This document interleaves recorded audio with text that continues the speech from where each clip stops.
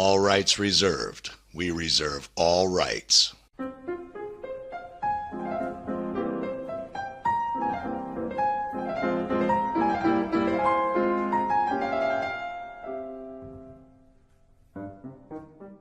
Iatrogenic means death and injury caused unintentionally in a medical patient by a physician's words or therapy, even if that physician treated the patient exactly as they were taught to in medical school and further training from pharmaceutical drug reps. The entire allopathic field of modern medicine, pharmaceuticals, vaccines, infectionology, bacteriology, and virology is nothing more than a for-profit iatrogenic death cult, tantamount to a dangerous worldwide religious cult, causing endless human suffering and misery by propagating long ago debunked myths such as bacterial infection, biological germ warfare, and contagious viruses, all based on the never-proven germ theory. The tentacles of this trillion-dollar-a-year cult even reach as deep as Hollywood, pumping our heads full of frightening blockbuster dystopian films about these disproven imaginary viruses wiping out all of humanity, unless our heroes at the World Health Organization and the Center for Disease Control can race the clock to find the source of the single monkey or coconut responsible for wiping out the entire human race. This is, of course, absolute nonsense and propaganda. It is time we all learn the truth. Germ theory is just a fictional theory, like the existence of unicorns and leprechauns. It is not a fact. Airborne contagious viruses that attack, multiply, and destroy a living host have never been isolated or proven to exist, let alone cause disease. No one in the world has ever taken just a pure isolated virus particle with no other poisons or toxins or rotting animal flesh added, introduced it into a living organism via a natural mode of entry like the mouth or nose, and caused the disease that virus is supposed to cause. Because they have never been isolated or proven to exist, PCR tests cannot and do not detect any such thing as a contagious illness-causing virus in your mucus sample. They detect small partial genetic material from broken down cell fragments found in nearly everything. That is a fact. Genetic material wrapped in protein is neither airborne nor contagious, and the term virus does not mean or describe any such nonsense. You cannot catch a virus any more than you can catch a teenager's acne. That is also a fact. Neither microzyma like bacteria nor viruses, as mainstream science claims them to be, have ever been proven to cause disease. In fact, only disproven in the actual experiments done to try and prove this. What gets confusing is that even in the camp of the opponents of virology, there seems to be confusion over what viruses even are. Though both camps agree they are neither harmful nor contagious, they activate white blood cells to remove dissolved waste debris from the body when the body is too toxic for its own bacteria to do that job. One camp says, viruses are nothing more than dead cell debris. Our cells can die naturally before reproducing. They can die from nutritional starvation. They can die from acidic fermentation because our body pH is too acidic from poor diet or mental worry and stress, which changes our body's chemistry.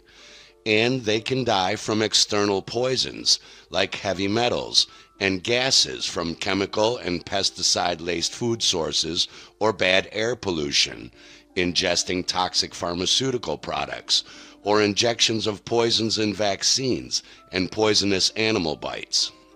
As that cell dies, Its DNA and RNA strands break up into thousands of tiny pieces, as do the proteins and other materials that cell was made of.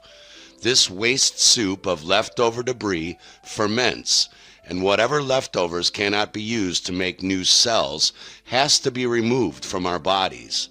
Those partial genetic strands of DNA and RNA are wrapped in protein debris from the dead cell, and we call this a virus, just like your garbage bag around your garbage in your kitchen. Virus, dead cell debris. Germs, also known as microzyma, fungi, and bacteria, are dead cell debris eaters. They are our body's janitors or garbage men.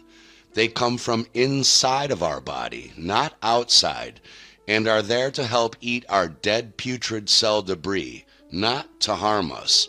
These germs are not attacking these strawberries from the atmosphere. These strawberries are dying, and their internal germs are eating up the dying cells. If they were coming from the atmosphere, the top and outsides of these strawberries exposed to the surrounding atmosphere would be molding first, not the oxygen-starved insides. Eating poop will make you sick, but it is not the germs and bacteria in your own poop that is poisonous to you. It is the toxins in your poop. That bacterial poop goes into our bloodstream and activates our white blood cells. 60% of our white blood cells are called neutrophils, but they do not kill or eat bacteria. They suck them up to reduce this poop in our bloodstream after the bacteria is done eating our dead cellular debris. That's what we call antibodies. Bacterial poop is not supposed to be in our bodies. It is an antibody, and neutrophils simply get rid of all non-self. Your dog eats poop all the time and doesn't get sick because it has a better internal bacterial and neutrophil janitorial system than we do. So it's not the germs that cause toxemia disease. Germs cure toxemia. The other camp claims that viruses are not at first the waste product of cellular breakdown, but are protein-based soap solvents created inside of the cells and released into the cell and the blood to dissolve and clean up waste and toxins in and around the cells when that area of the body is too poisonous for germs to survive. Viruses are created in the following way. When toxicity has reached a point wherein it can no longer be held back by the body, mass amounts of toxins will be dumped into the blood system. In order for the body to get rid of these toxic accumulations, now in the blood, bacteria come in to feed upon this matter as the first primary method of removal. The processes of phagocytosis play a role as well. Parasites and fungus are also involved in small amounts, depending upon the toxic nature of the substances. However, if the tissues are so toxic and the substances so toxic in the body, living microbes will be poisoned to death when they attempt to consume this matter. The body has viruses to accommodate this situation. In such circumstances, cells come together as a whole unit, conspiring to cleanse themselves and their surroundings of toxicity. In order for a cell to manufacture a virus, it does so in the following ways. First, the cell will call upon the viral protein already existing in the cell. The genome plays a part, and the cell will call upon the blueprint of whatever virus is needed and determined by the cell to cleanse itself and its surroundings. The viral protein is called into the nucleus, wherein the virus is structured into its whole form. Before, all that existed was viral protein particles. Now, the whole structure of the virus has been manufactured and assembled in the nucleus. It leaves the nucleus where it is housed within the cell. The virus will obtain its RNA or DNA by the cell. Since the cell contains DNA, that means the virus being manufactured by the cell will also impart its DNA to the virus. This process allows the virus, with the help of antibodies, which are a type of white blood cell, to dissolve specific tissues. Replication continues in this way until the cell can no longer hold the viruses in itself. At this point, the virus wall will rupture on one side, allowing the viruses to escape and enter the rest of the body. The cell, while ruptured, is not destroyed in the process. The cell can easily heal this small rupture. This set of viruses will continue for 72 hours. After 72 hours, the cell will manufacture a new set of viruses with different cleansing mechanisms. After the first set has been exhausted by the body, the second set will be a little bit different than the first set, but both sets are the same type of strain. The second set will cleanse what the first set did not. When viruses break down large amounts of toxic matter, that matter must be expelled by the body somehow. It must come out of the body. It uses mucus, coughing, sweating, skin excretions, and bowels to remove them from the body. If it is a respiratory virus, there will be respiratory symptoms to expel toxins from the lungs. Now let's hear the germ theory cult's explanation for bacteria, microzyma, viruses, and disease before we spend the next 2 hours thoroughly debunking it. During a viral infection, viruses inject their genetic material, DNA or RNA, into a host cell. That is not a virus. That is a bacteriophage. In doing so, they reprogram the metabolism of the host cell so that it produces viruses from its own cell material. Viruses can only reproduce in the host cell. They do not have metabolisms. Therefore, they are not living creatures. They are not living creatures. They are not living creatures. Bacteriophages infect bacteria. After attaching to it, the virus injects its genetic material into the bacterium, A not living creature like a coffee cup, with magical intelligence to know when it's attached to a bacterium, and with a magical physical animation mechanism to inject its genetic material into a bacterium. That's one smart corpse, must be a zombie. which starts producing viruses. When released from the dead bacterium, And what killed the bacterium? The genetic material it was happy to reproduce? It wouldn't happen to be the toxic blood it's floating in, would it? the viruses start infecting other cells. The protein shell of the influenza virus contains RNA, and this protein shell is surrounded by a lipid membrane, which derives from the cell membrane of the host cell. Influenza viruses spread in tiny droplets caused by coughing and sneezing. And when and how exactly did this alleged dead thing turn into this dead thing? Decide to start attacking cells instead of bacteria? And how did this dead thing penetrate into a cell membrane designed by nature to keep this thing out? When reaching the airways, they inject their RNA into cells. So we have another dead inanimate object that injects its RNA into cells through its own protein coating and through a cell membrane with no injection mechanism. Do continue. The host cells then produce viruses, which infect further cells. The infection is usually harmless, but in certain cases it can lead to life-threatening complications. Come on, we weren't born yesterday. What are you selling? Vaccination is an effective method of preventing influenza. Due to the high mutation rate of the virus, it is recommended that vaccinations be repeated every year. Every time an animal gets run over by a truck or a car, we find a big pile of stinky, rotten, poisonous guts putrefying in the road. Later, either the birds come and eat those guts, or a road crew comes along and cleans up that putrefied roadkill. Germ theory and virology claim that the putrid animal guts themselves and or the birds and the road crew killed that animal, not the car that ran it over in the first place.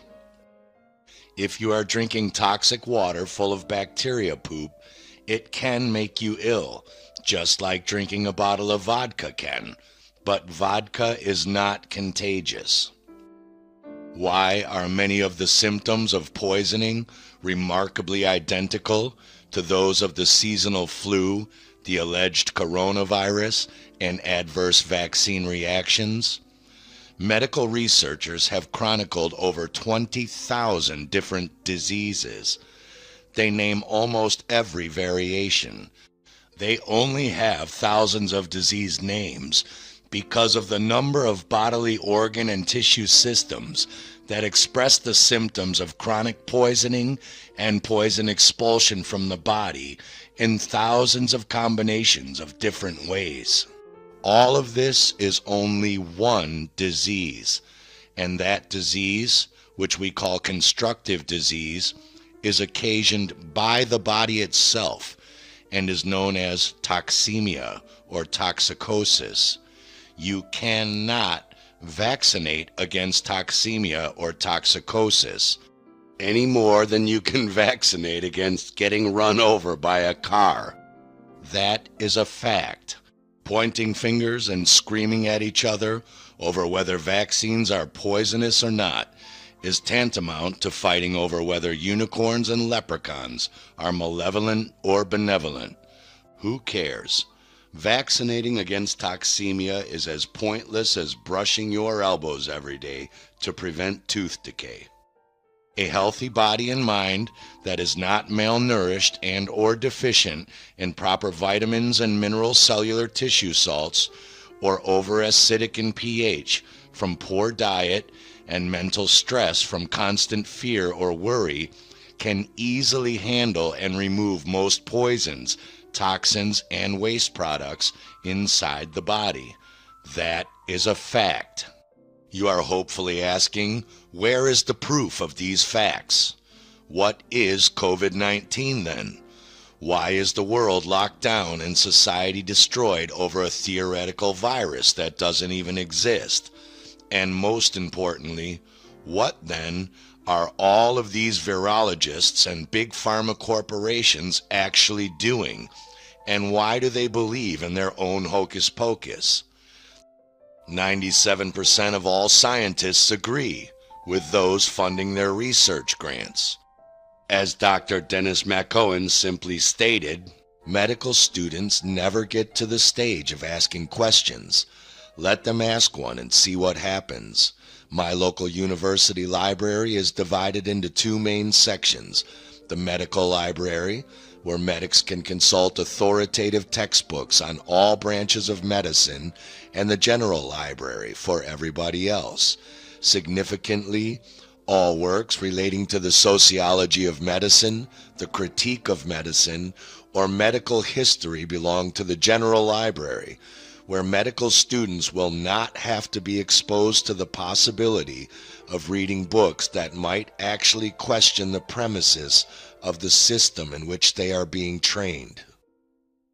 As Arthur Furstenberg pointed out in his book, The Invisible Rainbow, numerous experiments seeking to prove direct contagion through close contact, droplets of mucus, or other processes have proved fruitless. From 1933 to the present day, virologists have been unable to present any experimental study proving that influenza spreads through normal contact between people.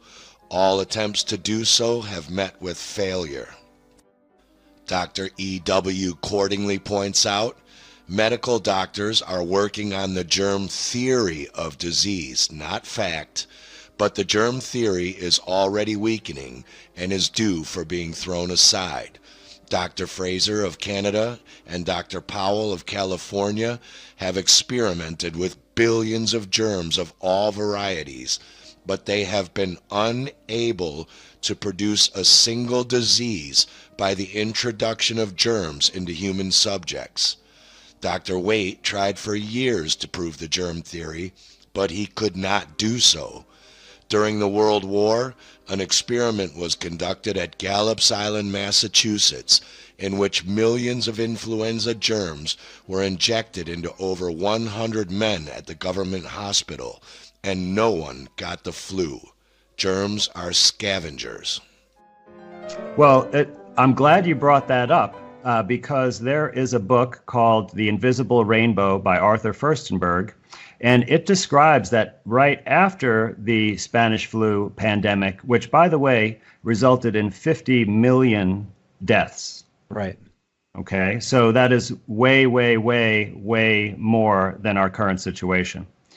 But the U.S. Public Health Service really wanted to get to the bottom of how this disease is spread so that if there was a future outbreak, they would know how to contain it. So they did a series of 3 experiments with people. They did some additional animal experiments as well. But the experiments with the humans, they had 100 healthy subjects, and then they had several people who were sick with the flu. So what they did is they had the people who were sick with the flu cough up as much nasty stuff as they could. They put swabs in their nose to collect the snot. They even swabbed their eyeballs. So they were trying to collect all of the particles that they thought were infectious that they could then deliver to a healthy person and make them sick. So in the first experiment, what they did is they squirted these secretions into the nose, eyes, and throat of the healthy people. And out of those 100 healthy people, not one of them became ill with the flu. So they thought, well, we need to try harder, and they devised a second experiment. In the second experiment, they took the same secretions from the sick person who was coughing and sneezing and tearing, and they then injected that into the healthy subjects.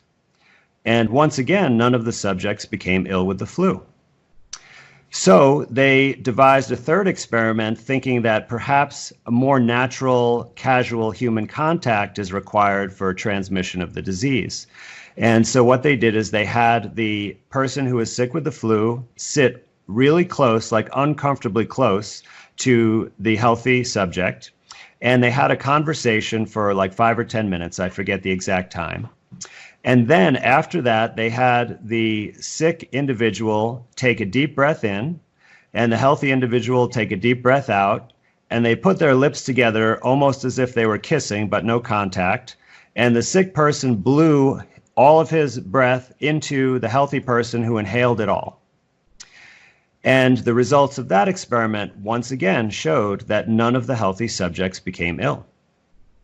So I've tried very hard to find additional experiments where they tested this theory about contagion of infectious agents.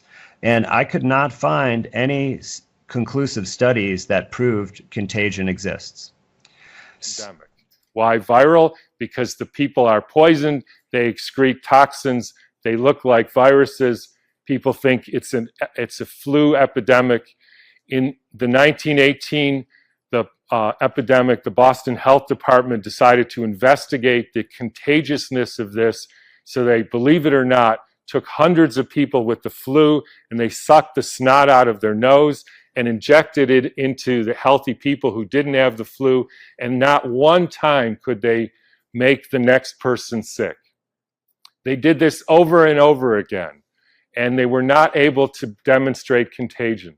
They even did it with horses who apparently got the Spanish flu, and they put bags over their head and the horses sneezed in the bag, and they put the bag over the next horse, and not one horse got sick. You can read about this in a book called The Invisible Rainbow by Arthur Furstenberg, who chronicles all the steps in the electrification of the earth and how within 6 months there was a new flu pandemic all over the world. And when you hear the normal explanations, how did it go from Kansas to South Africa in 2 weeks. So the entire world got the symptoms at the same time, in spite of the fact that the mode of transportation was horseback and boats, and there's no explanation for it. They just say, we don't know how that happened. As Dr. Eleanor McBean pointed out in The Poison Needle, during the 1949 polio epidemic, an elaborate study made by the New York State Health Department was not able to establish contraction of polio by contact with other polio victims. The U.S. Public Health Service was also unsuccessful in their same attempt, finding that polio was not contagious. The idea that viruses entered through the nose and mouth led to further experiments on both animals and prisoners, and even orphans in institutions, who were both exposed by close contact with polio patients, and their throats and nasal passages were frequently swabbed with the mucus from the patients that was supposed to contain the polio viruses. No polio was produced this way in either the animals or the prisoners. Polio was not contagious. Not one single experiment in history has ever proven contagious viral or bacterial disease by either injection or close contact. Every single experiment has disproven both, and yet people are wearing 2 masks and a visor, standing 6 feet apart from each other, scared shitless of catching a less than dust-sized nanoparticle with sneeze of a dust-sized theoretical virus. That is a mental disorder that psychiatrists call germophobia. We have all been given a very real mental illness by fearing a make-believe contagious illness. As J. Krishnamurti said, it is no measure of health to be well adjusted to a profoundly sick society. Getting back to the one and only true disease, toxemia, which is not contagious, the great Dr. T.C. Fry tells us on the nature and purpose of disease. In inflammation, the poisons in the body have usually been concentrated in an organ or area of the body for a massive removal effort. That area becomes inflamed due to the constant irritation of the toxic materials there. Our internal janitorial microzyma come to those organs to eat away the toxins and cellular debris from the damage, and doctors are trained to foolishly give us antibiotics to kill off the one thing trying to heal us, blaming the germs for the inflammation instead of the toxins they are trying to remove, blaming the bird for the roadkill and not the car that hit it. When inflammation exists, we are said to have an itis, appendicitis for toxic accumulation in the appendix, tonsillitis for toxic accumulation in the tonsils. Tonsils are the body's first line of defense against orally ingested toxins, most especially heavy metals from braces and tooth fillings, and these cult doctors are foolishly trained to remove them to protect us from viral infections. The names of itises are usually named after the organ or tissue area that is inflamed. Thus, if we have a cold, we have rhinitis. Inflammation of the sinus cavities is sinusitis. Inflammation of bronchial tissue is bronchitis, and so it goes. These are not contagious germ infections. We have these pathologies because in each case, the body has elected to eliminate the extraordinary toxic load through the organ affected. For instance, asthma exists because the body has selected the bronchi as an outlet for toxic materials. The condition is chronic because the toxic condition is unceasing. While the sufferer continues to intoxicate himself, the body continues to eliminate the overload through the bronchi or alveolar tissue. That is why people living in high humidity areas who have chronic lung disease from retaining water in their lungs due to a dietary deficiency in potassium chloride move to dry, non-humid places like Arizona. It's not to escape lung viruses, it's to escape the water in the air. When you see firefighters at the scene of fires, Do you assume that firefighters must be the cause of fires because they are always there? When you see windows in helicopters and airplanes, do you assume that windows must be the reason they are able to fly, since we always find them there? When you see you are a 70% genetic match to a marine acorn worm, do you assume you are no different than a sea worm? Of course not. That would be stupid. Yet virology and PCR tests are based on the exact same stupid logical fallacies, and we don't even raise an eyebrow. Mark Twain said, "It's easier to fool people than to convince them that they have been fooled." The idea of inoculation goes well back into the 1700s, and vaccination started with Edward Jenner in the late 1700s. We've already covered the real reason for the pox epidemic of that time, and Jenner's fallacy in great detail in the last 15 minutes of Biochemistry Debunks Corona. The scope of this film is to pick up with the fathers of modern virology, since the cult is still using their reasoning today, not Jenner's. Coincidentally, this crooked science starts with a scientist named Crook, who in 1885 found strep bacteria in the throat of those who died of scarlet fever. Just like firemen at the scene of the fire or windows in airplanes, with no scientific reason or proof, Crook just assumed that those bacteria were the cause of the disease and death, since they were there.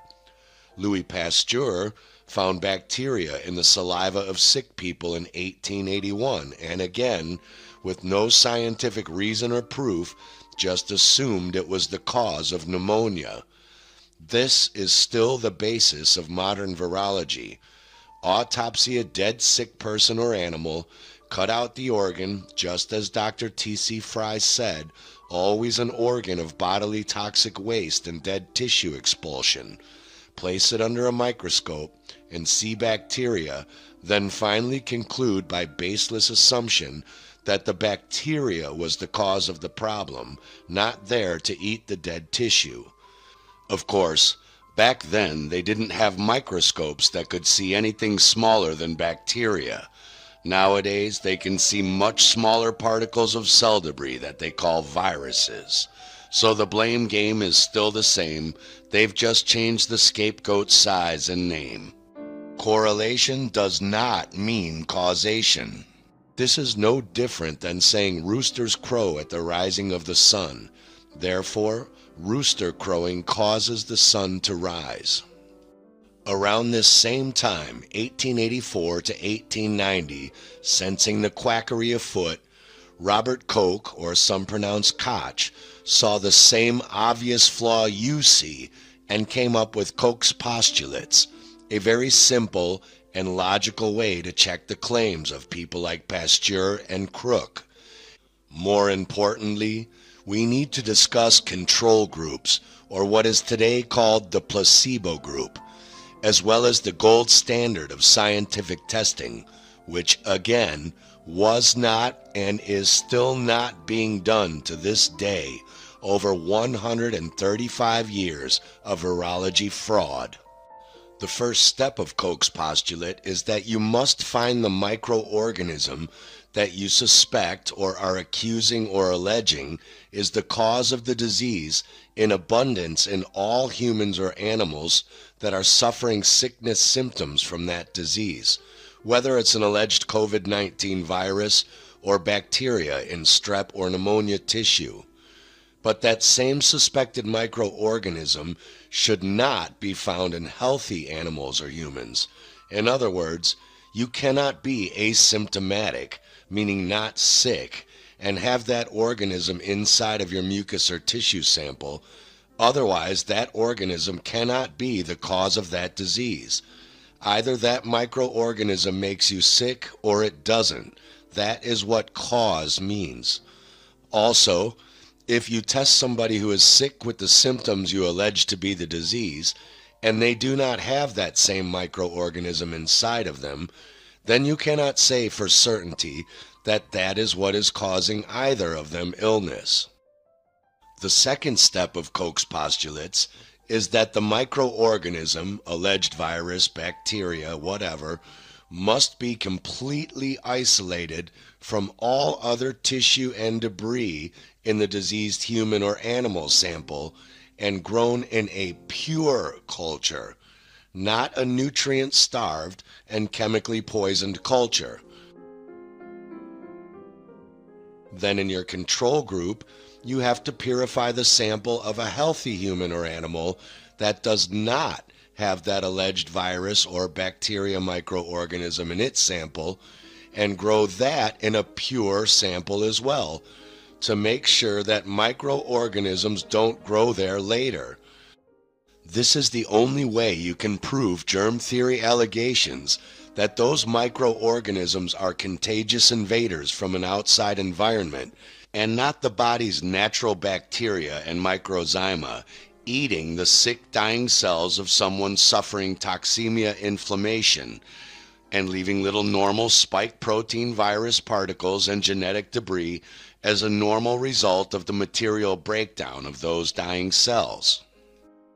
What is most shocking is that to this day, virologists have never isolated what they are claiming or alleging to be a full virus microorganism pathogen, even though first-year medical students all do this very easily with bacteria. They have never grown one of these alleged viruses in a pure, nutrient-rich culture without adding sick, rotten flesh cells, starving them of nutrients to near death, and then adding antibiotics and poisons to the culture to sicken those cells even more.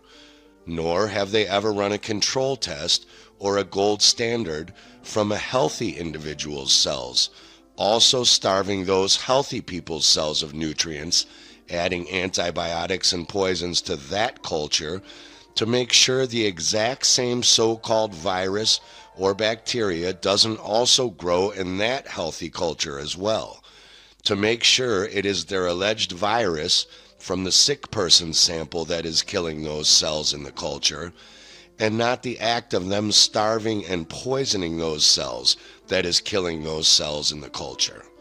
Virologists don't see viral spike proteins in the cell culture before they starve and poison the cells. And after the starvation and poison kills the cells, and the cells break down into debris and spike proteins, they say, aha, there it is, the virus, and it's multiplying. No, the dying cells are breaking into more and more particle fragments, and the protein-destroying enzymes like lysine that they poison the culture with are eating holes in the cell walls and making the protein surfaces look like little spikes, or what they call spike proteins, as it breaks apart and deteriorates. When your AstraZeneca COVID-19 vaccine insert says chimpanzee adenovirus vector encoding the SARS-CoV-2 spike glycoprotein produced in genetically modified human embryonic kidney cells, what they mean is that they took monkey kidney tissue cells, starved them and poisoned them in a culture, waited for that flesh to rot and break down into spike glycoproteins, mixed that rotten flesh debris with some living human embryonic kidney cells, which is why they call it a live or attenuated virus, and injected rotting, poisoned monkey kidney cell debris and some fetus's kidneys into your bloodstream. So now your own bacteria have to come and clean that poison and non-self out of your body, and your white neutrophil blood cells now have to come and clean out that bacteria poop with alleged antibodies. And hey, now you're immune from catching unicorns and leprechauns. If you wanted to find out if eating these filthy, water-soaked raw oysters causes food poisoning, would you have your test subjects only eat these oysters? Or would you have them also drink 2 bottles of vodka and ingest cyanide poison and then blame the raw oysters for making them sick? Because that is tantamount to what virologists do in the Petri dish, and somehow we accept this as valid scientific method. But back to Koch's third postulate. You would then have to inject that purified and cultured alleged virus or bacteria with no other additional poisons or toxins into a healthy human or animal, and it must cause the same disease, sickness, and symptoms as found in the human or animal that the original sample was taken from.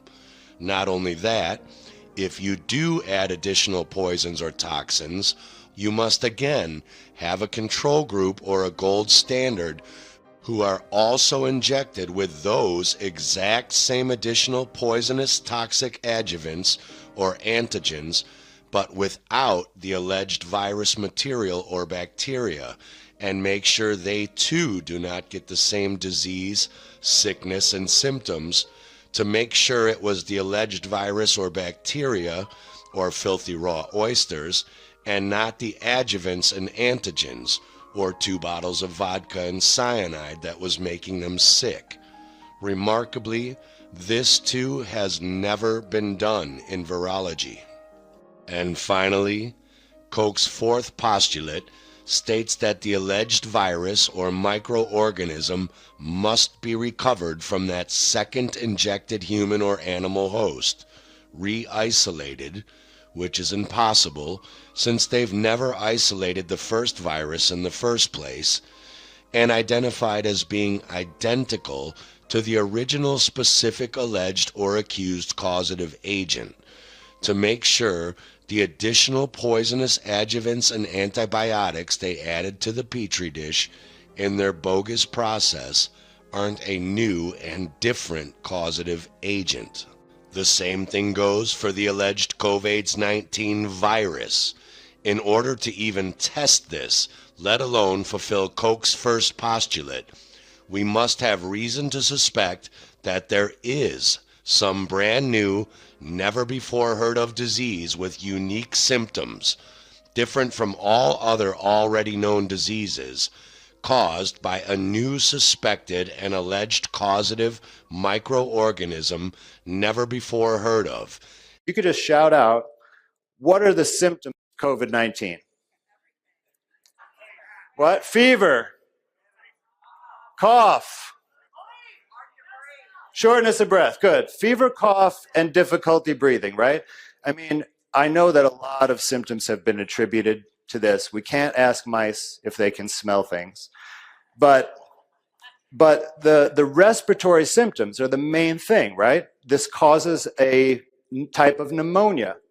Right? It causes respiratory distress syndrome, right? So there's got to be pulmonary symptoms. So shortness of breath, cough, sputum, like coughing up stuff, sputum production, something like this, right? And then fever. We all know fever, right? Those are the most common things. Okay, they're taking temperatures of people everywhere for this, right? So we'd expect at least fever. Since that describes every single respiratory syndrome known to man since the dawn of mankind, how do you know you have COVID-19 and not the seasonal flu or Middle East respiratory syndrome for that matter? Well, then you'd have to find, completely isolate, and genetically sequence in its entirety and never before seen alleged or accused disease-causing pathogen in a document on the U.S. Food and Drug Administration website from the U.S. Center for Disease Control, or CDC. All the way down on page 42, we find this shocking statement, literally admitting that when designing their PCR test to detect COVID-19, that no virus isolates of COVID-19 were available at the time the test was developed to even know what genetic sequence to test for.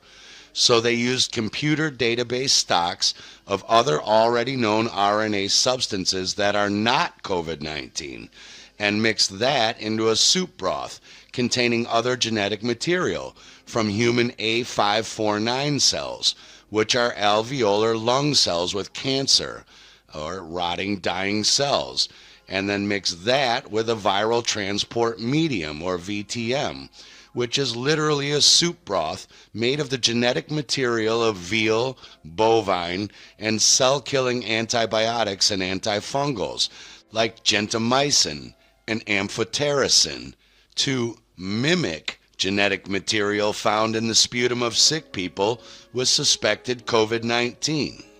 If you are designing a test to detect an alleged bat coronavirus, why in the hell is it made out of human lung cancer cells and sick cow cells that are poisoned by antibiotics?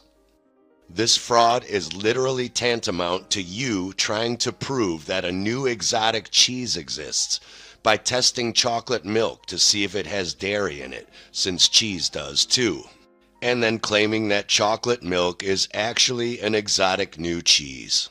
That's virology. In fact, Freedom of Information Act requests for proof of the COVID-19 isolated virus have been sent by researchers, doctors, and lawyers to over 19 health authorities in Canada alone, as well as multiple health authority departments in the United States, New Zealand, Australia, United Kingdom, England, Scotland, Wales, Ireland, Denmark, Spain, the European Center for Disease Control, the Netherlands, Slovenia, and half a dozen more, asking not only for their own studies, but any studies or information, and not one single agency has responded that any such thing as an isolated COVID-19 virus exists or has ever existed. We will leave links to all of these Freedom of Information requests or responses in the comment section so you can read them all yourselves. One of the reasons we all believed there was some new and terrifying virus going around is because we were shown frightening images of people in Wuhan, China, falling down in the streets for no reason, or shaking and convulsing uncontrollably in hospital beds.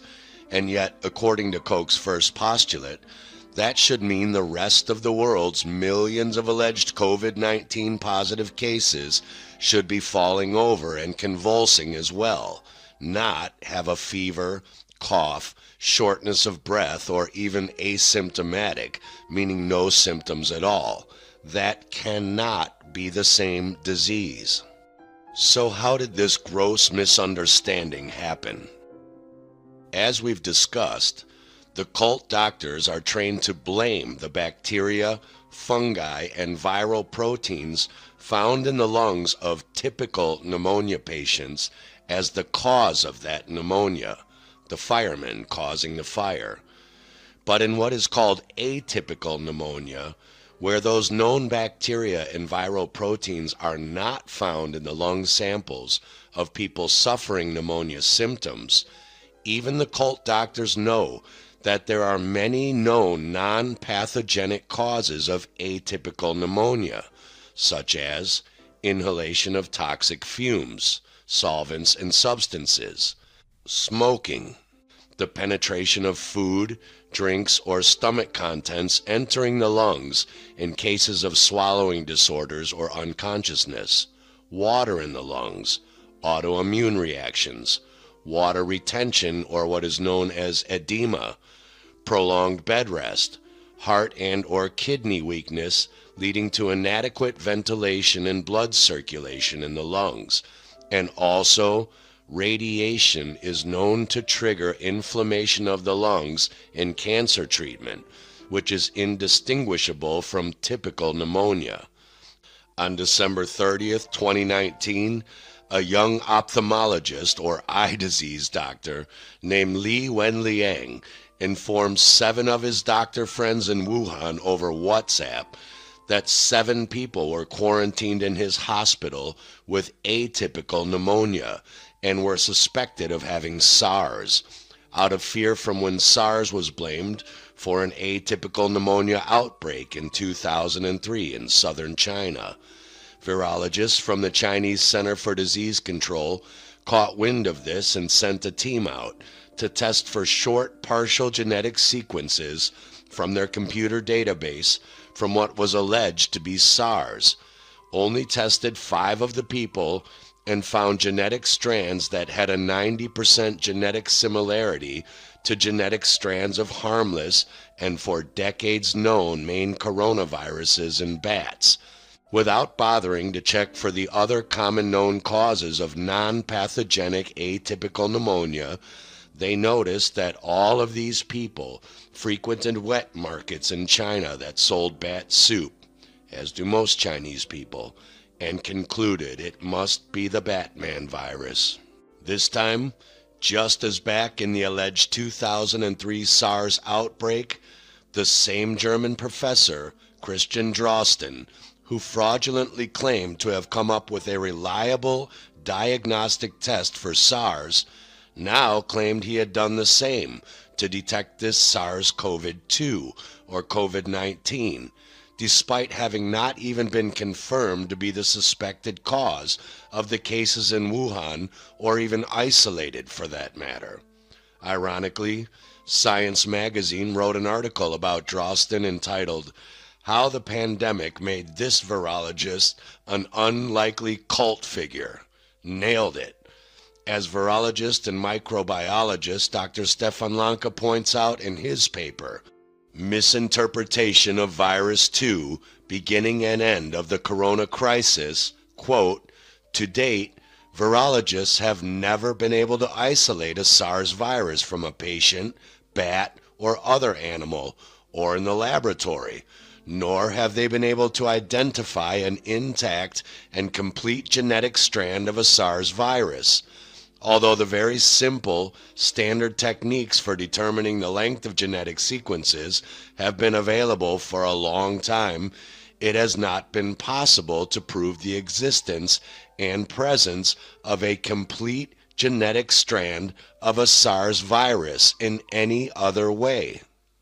Virologist Lanka tells us, when cells die, they are broken down into submicroscopic particles, some of which virologists arbitrarily, meaning without reason, label viruses. Virologists are supposed to be doing, but are not doing, what bacteriologists and first-year med students do all the time, which is simply take the sputum or snot sample from the sick person, then you pour that fluid through a special mesh nanofilter, just like coffee through a coffee filter, to get rid of as much of the larger sized rotten flesh, bacteria, and cellular debris from your sample as possible, so that only the smaller sized viral particles you are looking for get through. Then you put that filtered material into a spinning machine and do what is called density gradient centrifugation, which separates the sample into bands of denser particles on the bottom and less dense particles on the top. Then you can extract only the band you are looking for with a pipette, and the virus is thus isolated and purified from the rest of the cellular particles and smaller debris. Let's say, for example, we have a never-before-known or seen particle we suspect may be the cause of illness. We'll call this one the milk virus, or milkvid-19, since it has the same density as milk. We simply suck out the milk layer only with a pipette, and we know we at least have an isolated particle of milkvid-19. If it's a new, never-before-seen bacteria, plant or animal cell, or virus microorganism that you want to genetically sequence and map out, like our new milkvid-19 virus here, you would have to either use the Sanger method, adding nucleotides and dideoxynucleotides, or you could use the Maxim-Gilbert chemical cleaving method. Both are expensive, but can map out the entire genome sequence of a new particle or organism, even if tens of thousands to millions of base pairs long. But if you already know and have mapped out the full genome sequence of an organism like this little single-cell fellow, who we'll call AGMO, for already genetically mapped organism, and suddenly AGMO now goes into apoptosis, which is cell death and breakdown from irradiation or toxic drugs, and melts into tens of thousands of little partial genetic strands wrapped in protein, cellular debris, and toxic fluids, or what we call viruses, until there is barely any recognizable part left of poor little Agmo, let alone a full DNA strand. And then we want to take his liquefied jelly remains and sequence them against our original DNA database of a healthy Agmo to see if his remains have any mutations from the irradiation or toxic drugs that killed him. Then we can use a shortcut called next generation sequencing, where we put the 20,000 small partial genetic fragments from his dead jelly debris into a computer database and tell the computer to put them together like a puzzle until they match the full sequence of a healthy Agmo, and the computer will fill in any missing pieces or blanks, also showing us where any mutations from the dead partial fragments don't match up with the entire sequence of a healthy Agmo. This only works because we know he was an Agmo, because we recognized him under the microscope, watched him die, and know we have only his isolated remains to match against known Agmo genetic sequences in our computer. The reason we can't use next generation sequencing or PCR testing methods for our new unknown MilkVid-19 virus is because we have no known full genome of it in our computer database. And since there are only 4 nucleotide bases, A, T, G, and C, that make up the thousands to millions long genomes of all bacteria, fungi, microorganisms, and plant, animal, and human cells, we could literally take the snot sample from any person on Earth, plug those tens of thousands of dead cell fragments into our computer, and tell the computer to rearrange those fragments until they match the known genetic sequence of an Agmo, and the computer will do it, even though there is no Agmo at all in that snot sample. That's what next generation sequencing does. We could even take the genetic fragments of little Agmo and tell the computer to rearrange those fragments into the genome of a banana, and it will do it. That's what it's programmed to do, and that is exactly how cult fraud virologists like Christian Drosten are designing their bogus virus PCR tests. Trust the science? Please. Never mind the fact that we and Dr. Tom Cowan have already pointed out that no one in history has ever caused any disease in any person or animal by introducing into them just a pure isolated bacteria or so-called virus particle. If this is still confusing, simply imagine this. You want me to prove Barack Obama exists by presenting a legitimate photo of him to you because you've heard of him but have never seen him. So I offer you this photo collage of hundreds of different people in different locations that my computer pieced together based on a template of what I told it to look like. Is this proof he exists? Why can't I just show you a real picture if he really exists? Are these women real, or just a collage of random pictures of other people who, when put together based on an overall color similarity, look like a woman? That is exactly the game virologists are playing with every single so-called virus ever alleged to exist, but never isolated or proven to. Isolation means, and by the way, the reason this is so important is if you don't isolate a thing, remember a virus is a thing like a table or a chair or a frog or a lamp. We're not talking about a thought or a feeling or an interest. We're talking about a thing.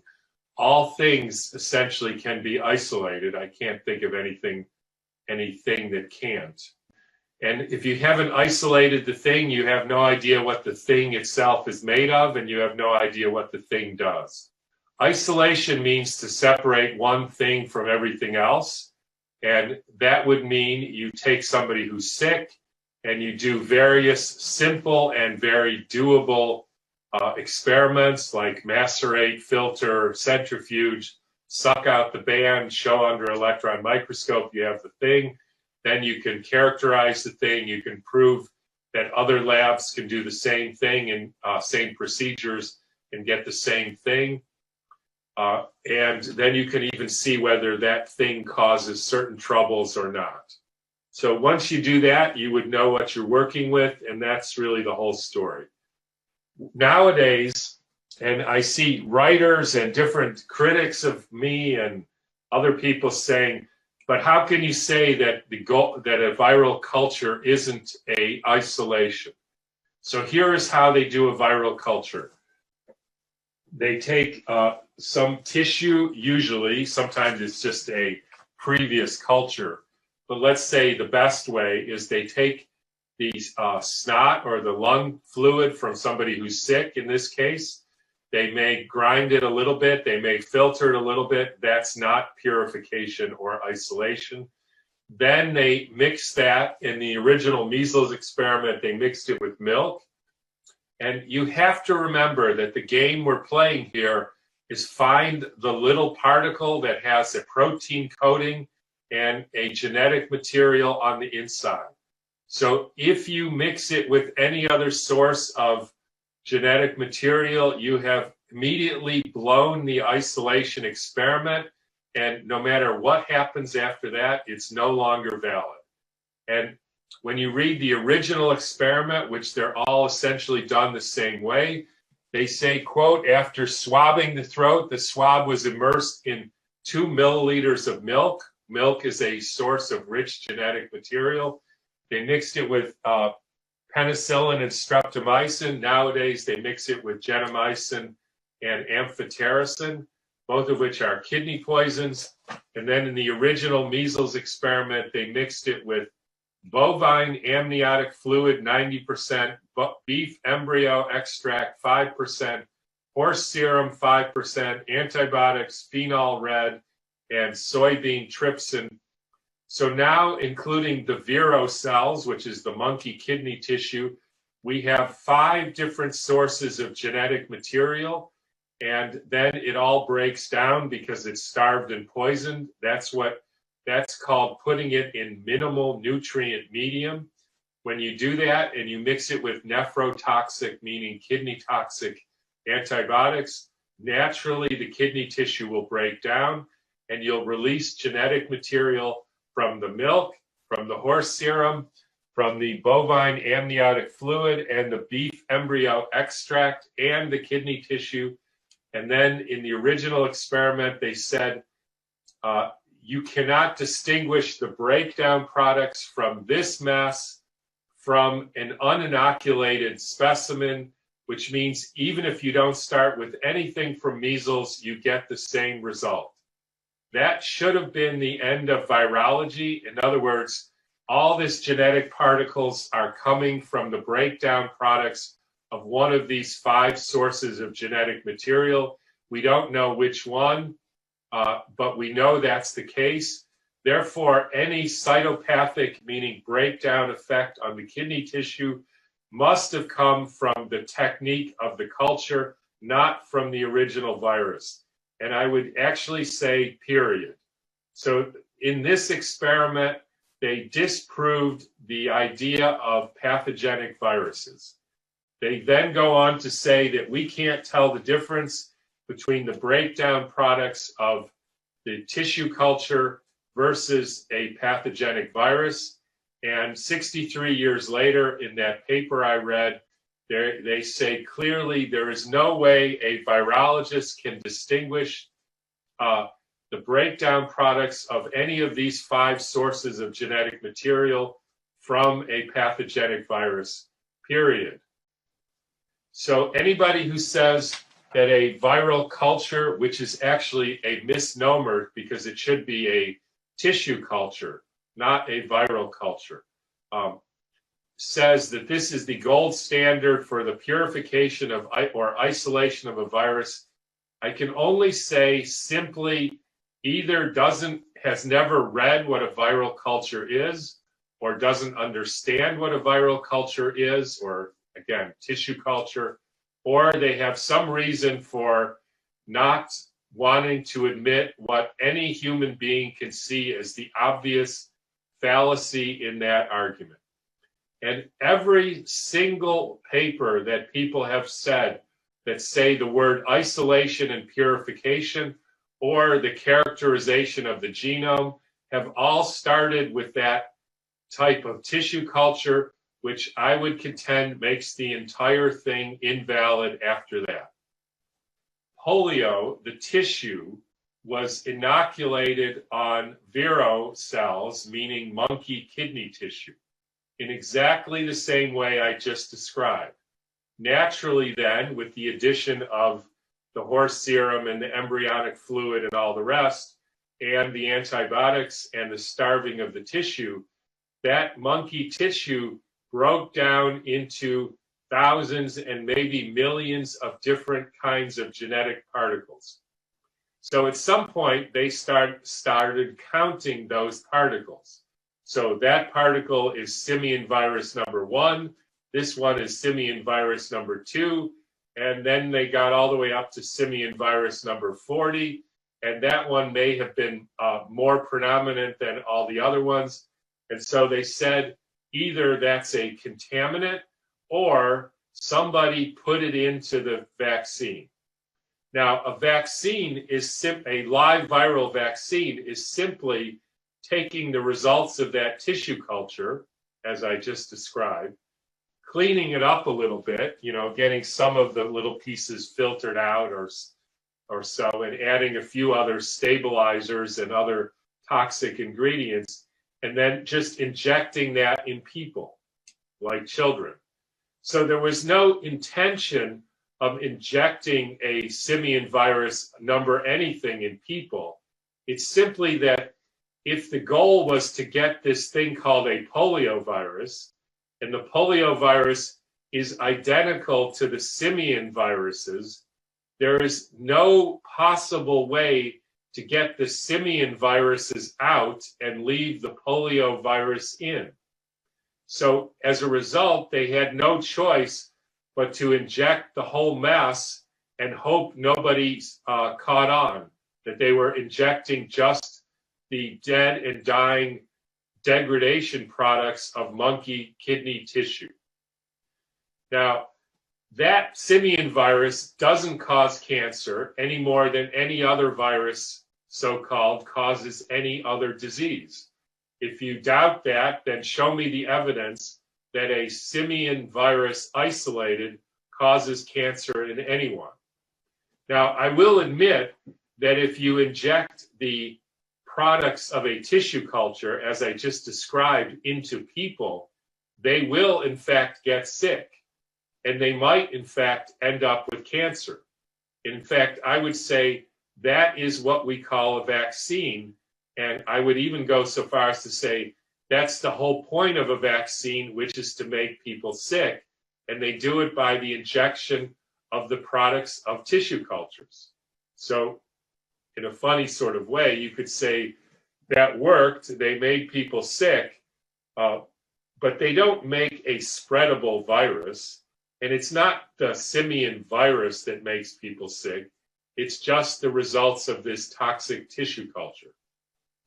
What about so-called antivirals, including natural antivirals? Like there's a lot of herbs which are presented as antivirals. What does that mean if I say that viruses don't cause disease, aren't alive, don't reproduce in the way we say, and the whole thing is basically a bunch of baloney? So how do I reconcile that? It's actually very simple. Anything that's called an antiviral, what it's actually doing is protecting the tissues.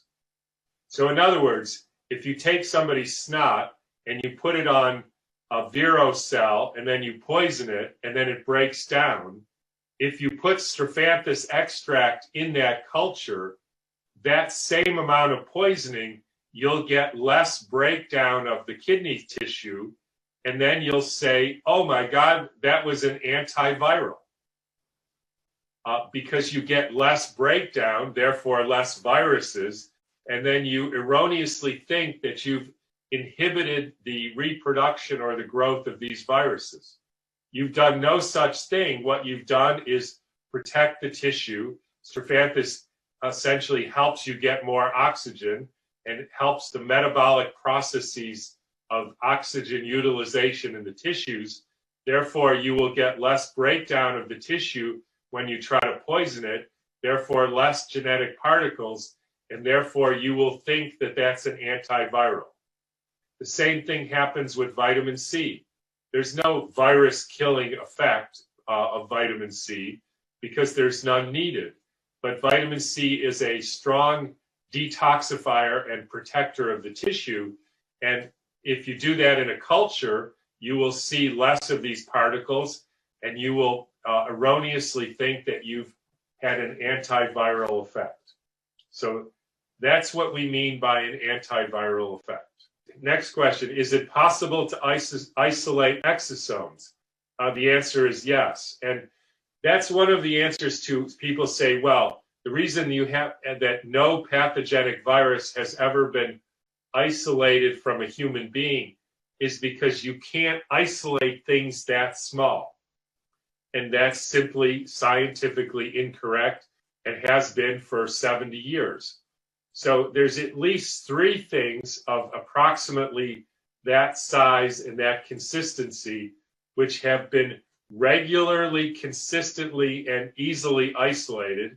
And those are bacteriophages, which was what happens when bacteria are stressed. They essentially coalesce into a kind of spore, and they have the same shape essentially in size as what we call viruses. And many of those have been isolated. The giant virus that Stefan isolated is also similar, and exosomes. So the issue is not that we can't isolate that size or consistency particle, it's that they're just not there. Exosome, remember, are just products of the breakdown of our own tissue. They're little packages essentially of genetic material that our tissues or any animal tissues probably, I don't know for sure, but probably plant tissues as well, make when they're poisoned or stressed.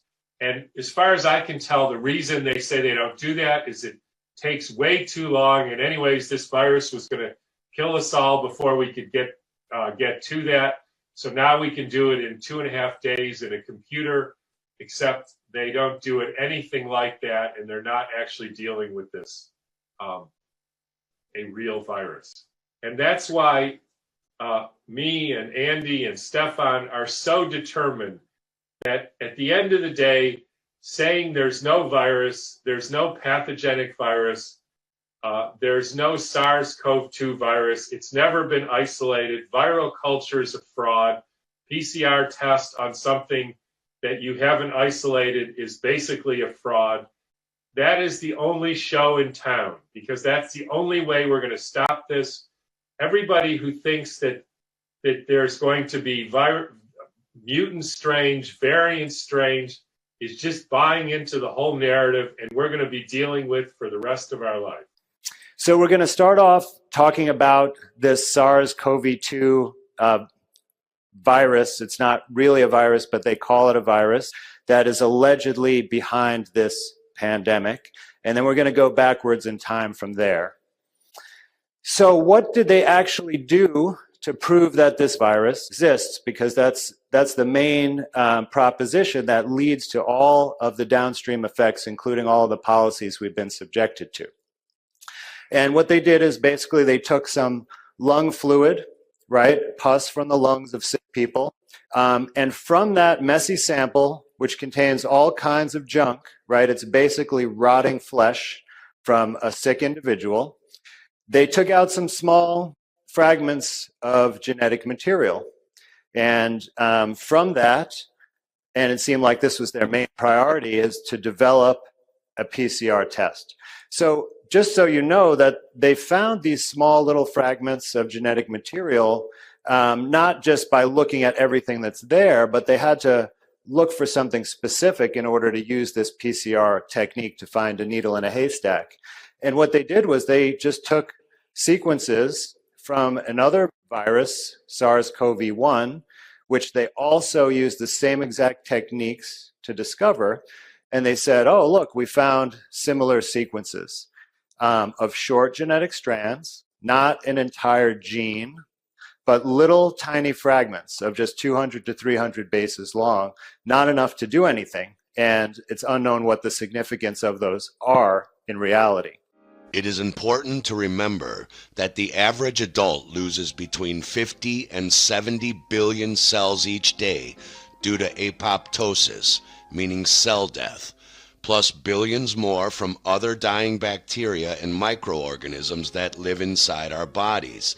That dead cellular jelly debris of rotting flesh and acidic waste, which is a virus, meaning poisonous fluid, has to be expelled from our body. Our lungs are one of the main ejection points for all of that rotten, broken down soup of dead, leftover genetic material. It would be a miracle if you didn't find these partial genetic strands wrapped in protein in your sputum. They are not the cause of disease. They are the byproduct of the one disease, toxemia. This virus jelly did not cause Agmo to die. It is the byproduct of Agmo's death from the environment around him. And remember, they're all made of the exact same 4 nucleotides, A, T, C, and G, which is why isolation is so vital. If you want to prove that one of these fragment combinations of ATCG is somehow magically causing disease, while the other billions of fragments of ATCG combinations are not.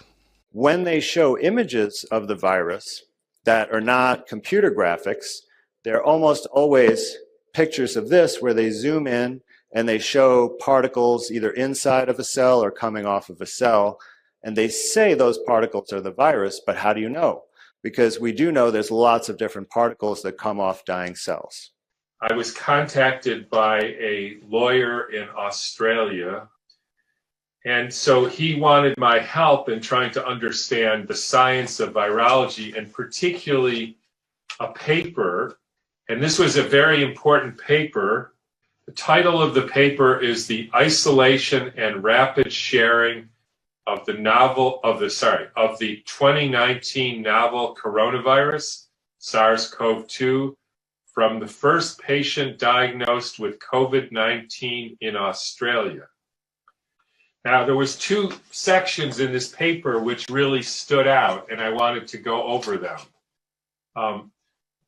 So the first one, which is on page 3 of the paper, under the section called Growth, Visualization, and Global Sharing of the SARS-CoV-2 Virus.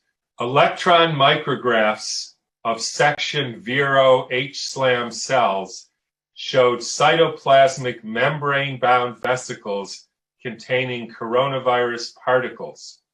And then they said, see box 5B. Following several attempts to recover virions with the characteristic fringe of the surface spike proteins, it was found that adding trypsin to the cell culture medium immediately improved virion morphology. So the first thing is, when they're talking about isolation and characterization, this is exactly the way that I've described it many, many, many times before.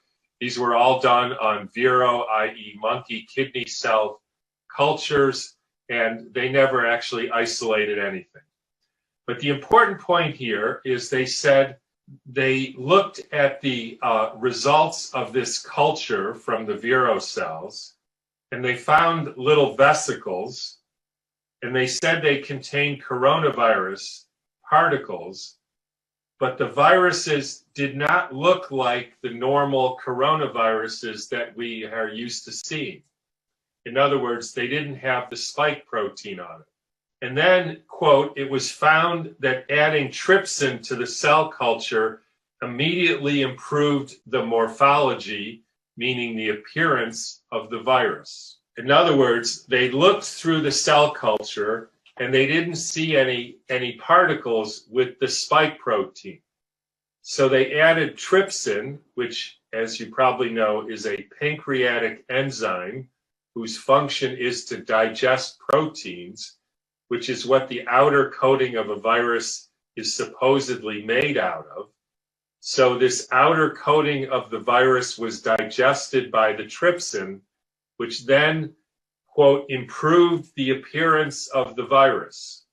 In other words, it was only then that they could see the spike proteins, which immediately would make anybody think that the only reason you could see the spike proteins is because they dissolved the proteins around the coating, which would naturally leave little spiky things protruding out from the membrane. I'll tell you what we'll do though, we'll buddy enhance the value a little bit. So let's give her a fucking buddy decent mustache. Let's fucking shop Elisa.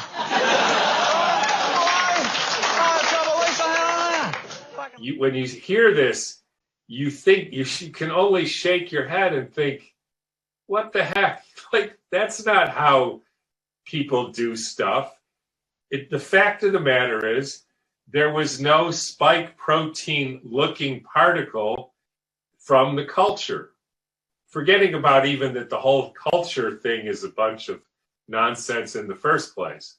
They simply could not find a particle with spike protein. So they cut away some of the edges, leaving naturally protein, spikes protruding from the wall. And they said, there it is, the spike protein. If that isn't the wackiest way of thinking I've ever seen, then maybe the next one in this article will be even wackier. So the next section of the article is called the phylogenetic analysis. That means it's sort of the natural history of the virus. And so again, a virus is a genome, in this case, supposedly RNA, packaged up in a protein. The genome is approximately 30,000 base pairs long. A base pair is like a letter. So it's like saying a book is 30,000 letters long. And the whole trick for virologists, if they find the genome, they essentially say they found the virus. So they're looking for this 30,000 letter or nucleotide piece of a genome. And so here's what they said. Phylogeny means of the same species or taxonomy, so phylogenetic analysis means running the Sanger or Maxim Gilbert methods to determine your genetic material sample is indeed from a so-called coronavirus family, and not just broken down human, fungal, yeast, bacteria, or bacteriophage cell fragments, or even from a small bug that flew up your nostril. Phylogenetic analysis indicated that the genome sequence of our isolate exhibited greater than a 99.99% sequence identity with other publicly available SARS-CoV-2 genomes. On the surface of it, one would think that there's a published 30,000 base pair genome from the SARS-CoV-2 Wuhan virus, right? So that's published. So that's like saying we know this book, this 30,000 letters with the periods and commas and spaces, we know the exact sequence, 30,000 long. And then you would think they looked through this mess of 50 million or so pieces of RNA, and lo and behold, they found a predominantly 30,000 base pair sequence in their sample, and amazingly, it had a 99.99% match to the original sequence in the Wuhan virus. Now, that would make you think, naturally, that you in fact found the same genome, therefore you found the same virus, therefore the sample of this Australian patient was the exact same SARS-CoV-2 virus as found in Wuhan, with only a 0.01% approximate variation. That is what any normal human being would think. And if that was the case, that would be a very convincing case that they, in fact, did find the same virus. However, on investigating what they did, here's approximately what these researchers did. So number one, before the phylogenetic analysis, they had come to the conclusion that this infection, this virus, was a SARS-CoV-2 virus. That's step one. Then they have these, 20, 30, 40, maybe 50 million pieces of RNA in essentially a brew. And then they have to align these small pieces or fit these small pieces into one 30,000 length chain. Now, obviously, you can't do that out of nowhere. So they have to put a template into the computer and essentially say, align these or arrange these series of nucleotides to match the template that we entered into the computer. And lo and behold, you find out that the template that they entered was none other than the SARS-CoV-2 Wuhan genome. So essentially what they did was tell the computer to look through this 50 million or so sequences, small sequences, these are like letters, and arrange them to make the exact sequence found in the Wuhan virus. They did. They made 0.01% mistakes, and then they said, oh my God, we found the same virus. So here's an analogy to help you. So you have 20 million letters, you put them in a box, and you say to the computer, make this into a story. And this computer says, which story? And you can't say, just make it into any story, because the computer can't do that. So you say, here's the story of Hamlet. Arrange these letters to make Hamlet. So, of course, the computer does. And along the way, it makes a 0.01% mistakes.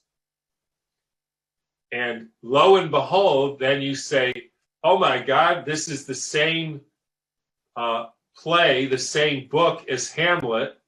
It's amazing we found the same play in this mess. Now, obviously, if you had put Moby Dick into the template, the computer would have spat out Moby Dick. If you put Dostoevsky's Crime and Punishment, the computer would have spat out Crime and Punishment. None of them, not Hamlet, not Moby Dick, not Crime and Punishment, none of them could be found in the sample. That was a creation of the computer. Now, if you ask these researchers, and apparently that's what's going to happen, they're going to be deposed and have to answer for this. My guess is the answer they'll give is, well, we already knew it was a COVID-19 case because we found the coronavirus with the spike proteins. Right, except only when you cut away the outside part. But that's their justification for using the SARS-CoV-2 genome as the template. And if that isn't crazy, then I don't know what is. The variants come, at least partly, there's a number of ways they create variants, or the theory of variants. But if you put in Hamlet and you tell the computer to arrange these letters exactly like Hamlet, every once in a while the computer will make a mistake and you'll get an alignment error, which is then called a mutation. And that's why there's something like 496,000 variants, because every time you put it in the computer, you will end up with a different, slightly different genome. because the computer never seems to be able to quite get it right. There's other ways they come up with the variants, but that's the main one. And that's why we have so many different variations of this imaginary virus, because there's been a lot of computer programs making these in silico, otherwise in the computer viruses, because they don't exist in reality. Reuters News, the world's largest news provider, owned by Thomson Reuters, partner to BlackRock, a stakeholder in both Pfizer and AstraZeneca, is already pushing the false narrative that there are dangerous mutated contagious strains or mutations of COVID-19 that will kill millions more if we don't take their multiple vaccines.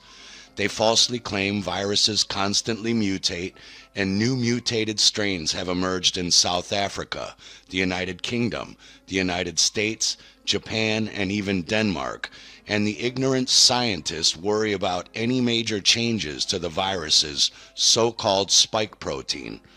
All of those countries have been given the same computer template for COVID-19, or Hamlet.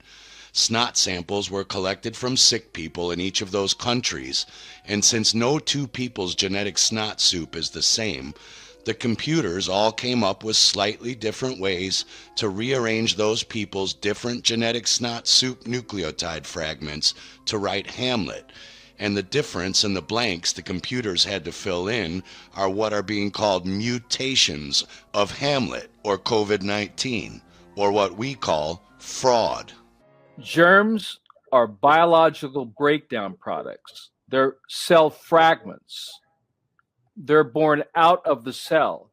Germs are symptoms of cellular breakdown, period. Okay? They break down just like an analogy would be when you're looking in your refrigerator and you're looking at the deterioration of your food, germs appear out of the cellular breakdown.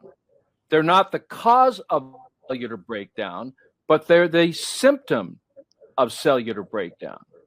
So germs cannot cause disease, but are the expression of dis-ease, which is a reflection of the environment. So very simply, we don't get old, we mold.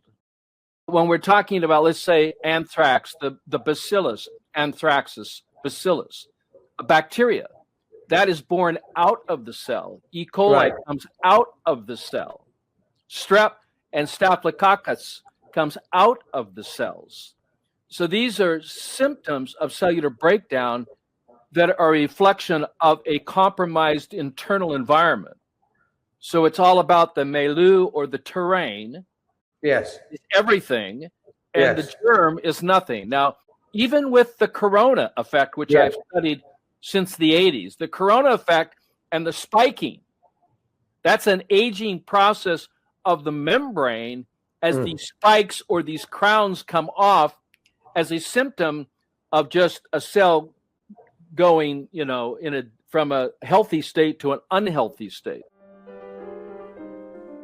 Nobody is wearing a mask and running 6 feet away from grandma in fear of catching her old dying age.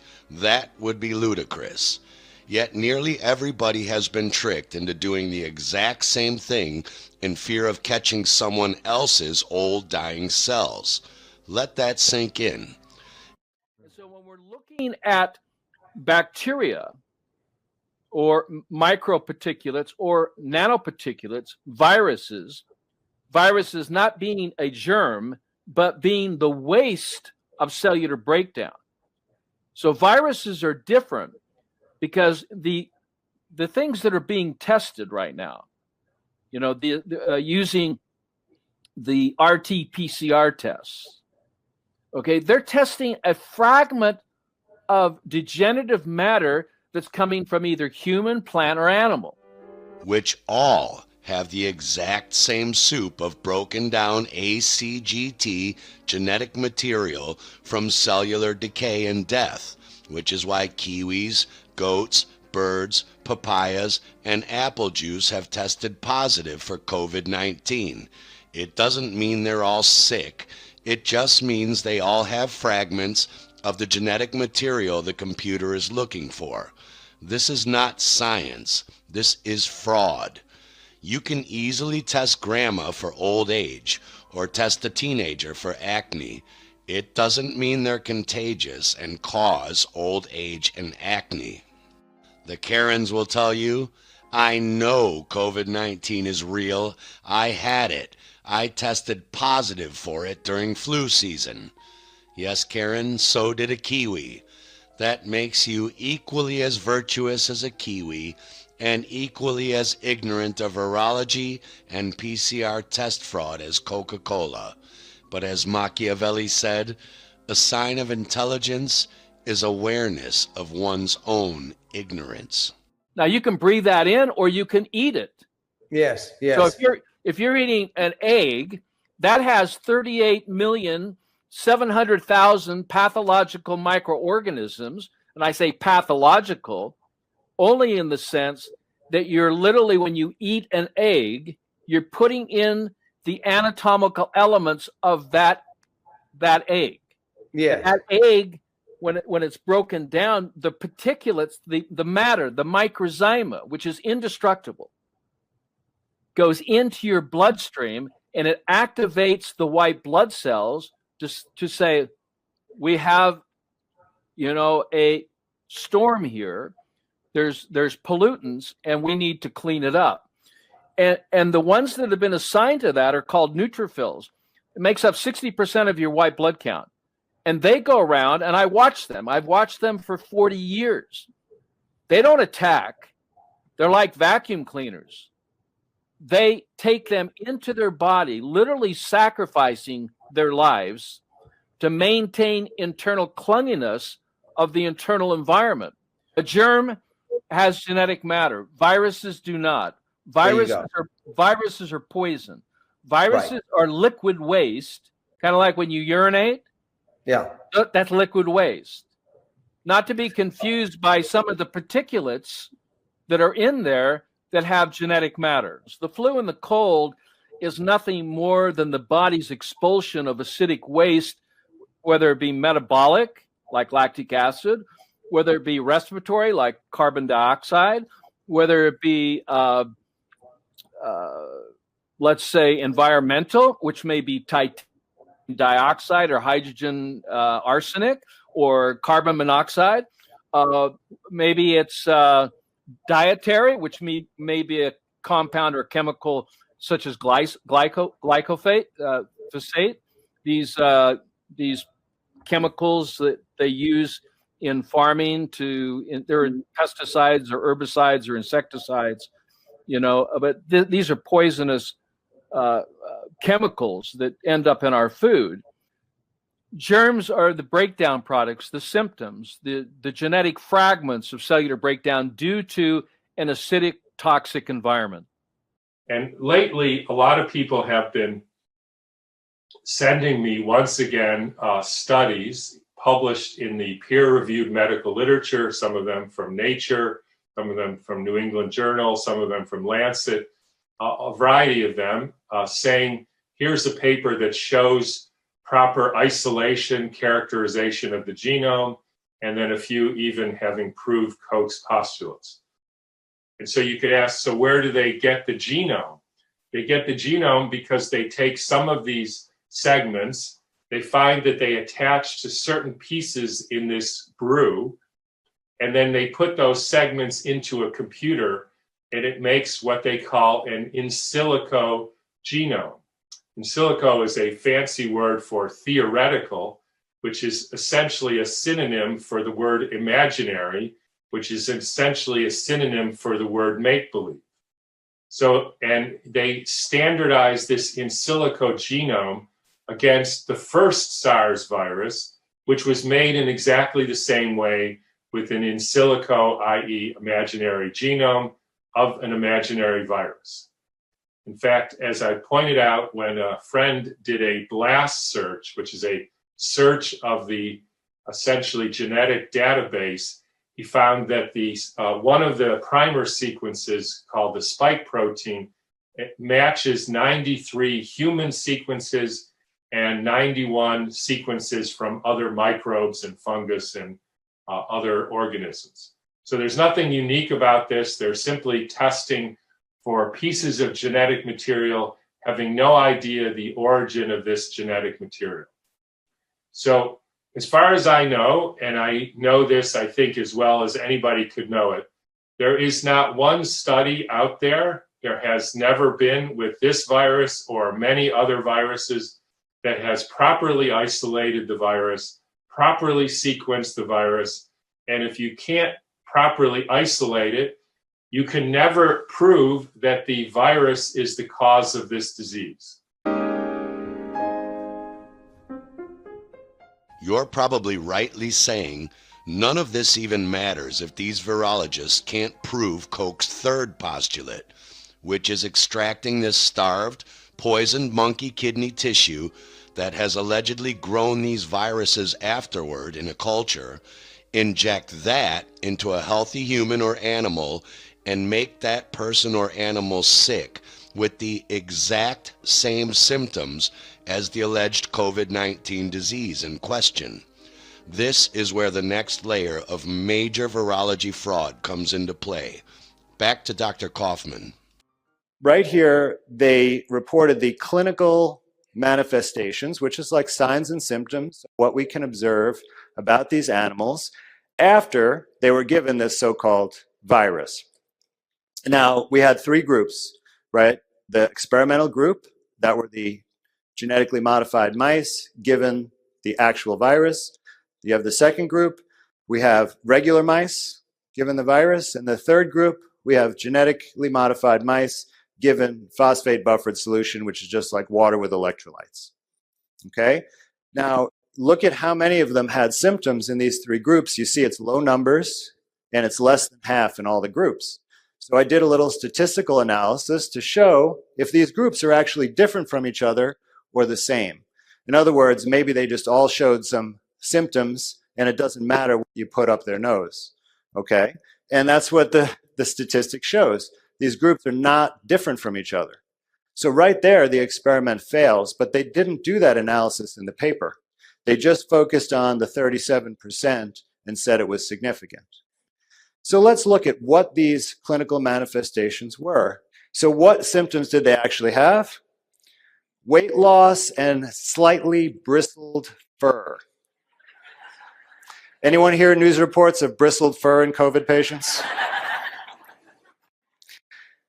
Weight loss also not a symptom of COVID-19 that's reported. It's a very non-specific symptom. So once again, the experiment fails on this count, that this is not the same symptoms as the disease in question.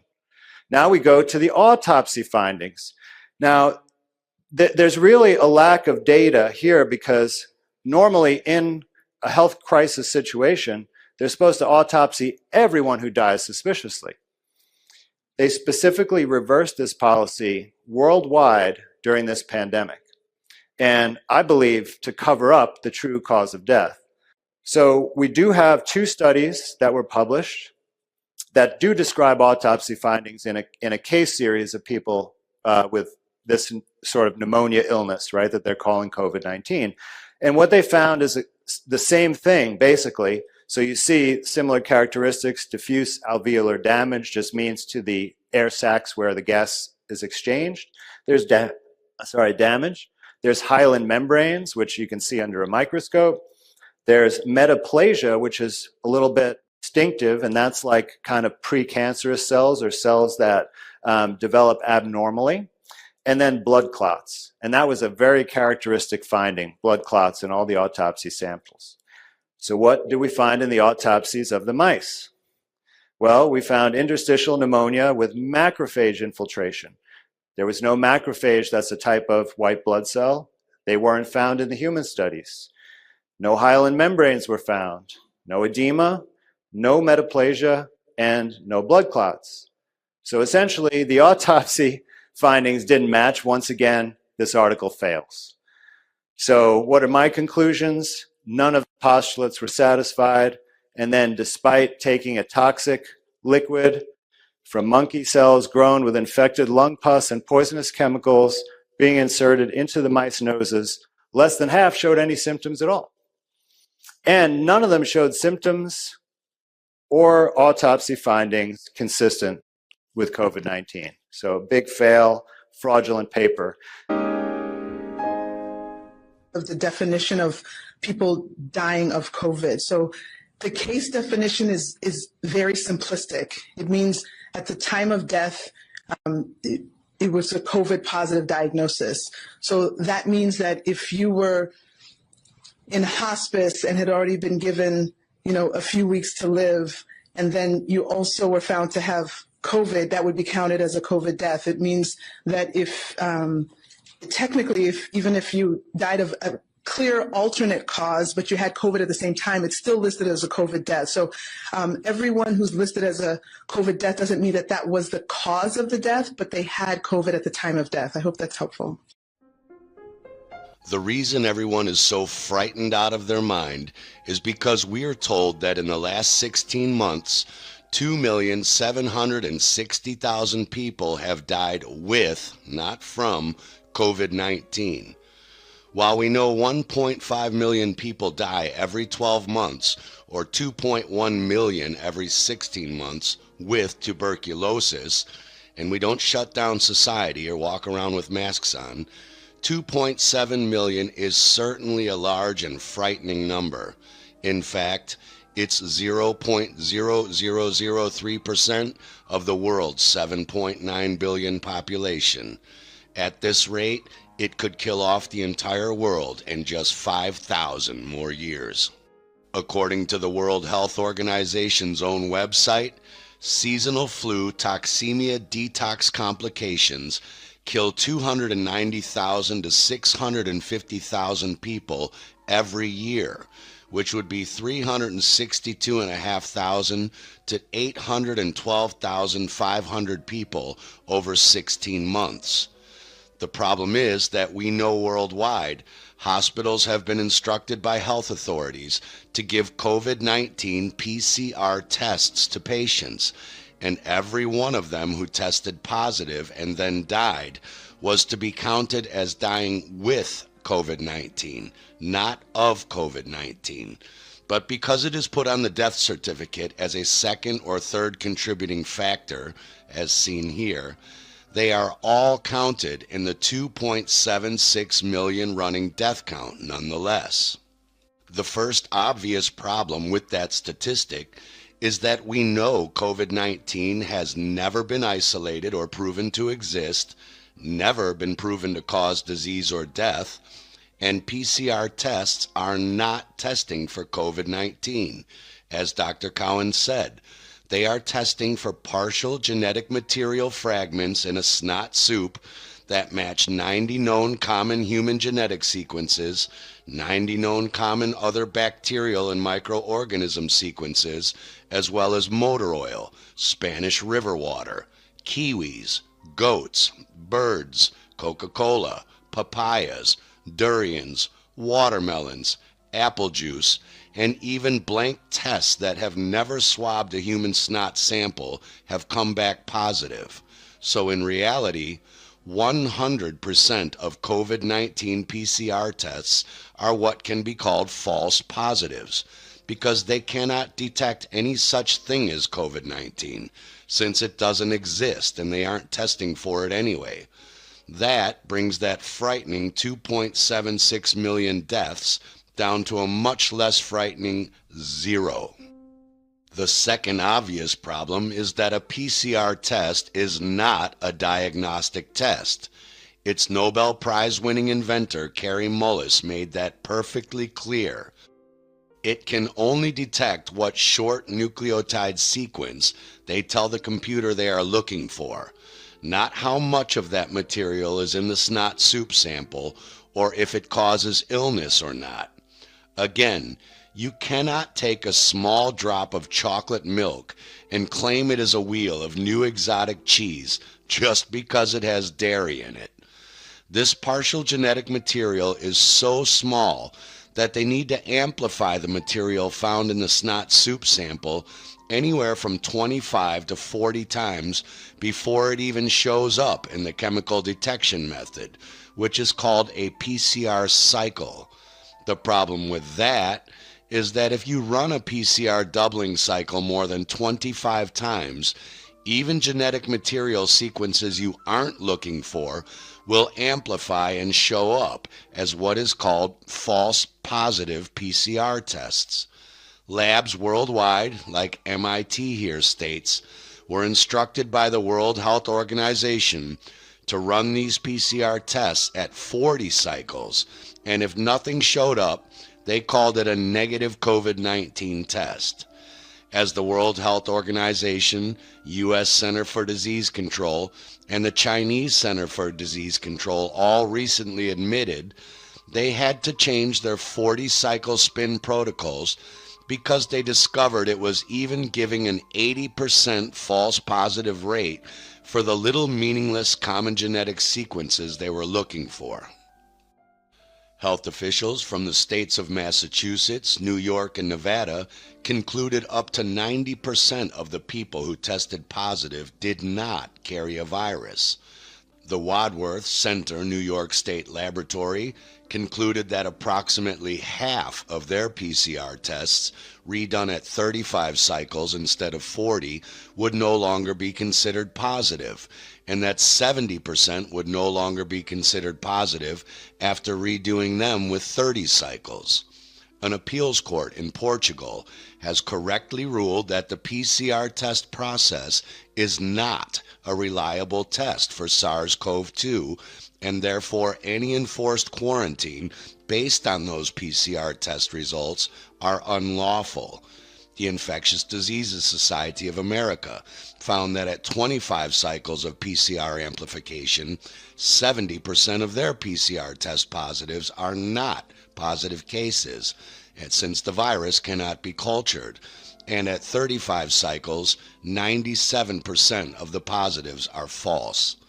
PCR is not testing for a disease. It is testing for a specific RNA pattern, and when you crank it up to 25 cycles, 70% of the positive results are not really positive in any clinical sense, since that RNA they are looking for cannot make you or anyone else sick. The labs were all admittedly spinning them at 40 cycles. Let's take a conservative average of all of these false positive studies. 90% plus 50% plus 70 plus 70 plus 97 plus 80 gives us 457, divided by the 6 studies gives us a 76% false positive average. Every single person who died in hospital with COVID-19, remember, nobody has died of COVID-19, was given one of these bogus, meaningless RNA detecting PCR tests to determine they even had COVID-19. So let's take the 2,760,000 alleged deaths and get rid of the admitted 76% false positive average of those, and that gives us 662,203 deaths over 16 months, the same as the 650,000 who die in only 12 months of the seasonal flu on a bad year, and much less than the 812,500 who would die in 16 months on a bad flu season.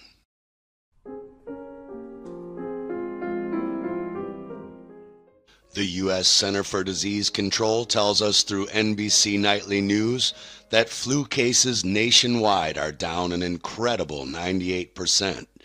The Irish health chief says fortunately there's no flu this season in Ireland, and that the flu has virtually disappeared in Australia. Fox News informs us the flu is down from 38 million in 2019 to less than 2,000 after COVID appeared. The UK Metro tells us flu cases are down 90%, giving hope that the NHS could dodge a winter crisis. An article in the Journal tells us the overall clinical consequences of COVID-19 may ultimately be more akin to those of a severe seasonal flu rather than to a disease similar to SARS or MERS. On March 19, 2020, the UK government's own website said COVID-19 is no longer considered to be a high-consequence infectious disease, or HCID, in the UK, due to more available information about its low mortality rates, and thus the UK Advisory Committee on Dangerous Pathogens, or ACDP, is also of the opinion that COVID-19 should no longer be classified as a high-consequence infectious disease. The UK Telegraph reports on April 2021 that the UK Chief Medical Officer Chris Whitty says no more lockdowns. Britain will treat COVID like the flu. And RT News tells us that scientists are baffled at the disappearance of influenza worldwide. These scientists must not be that bright, because it doesn't take Sherlock Holmes to figure out that the big pharma cult has relabeled influenza as COVID-19 by claiming the exact same symptoms and programming a computer to look for a slightly different partial genetic sequence in the snot samples of people who are sick with the flu detox. In fact, to head off those who say this sounds like a conspiracy theory, here is the former health minister of Belgium, Mark van Ranst, admitting openly on camera that that is indeed exactly what they are doing.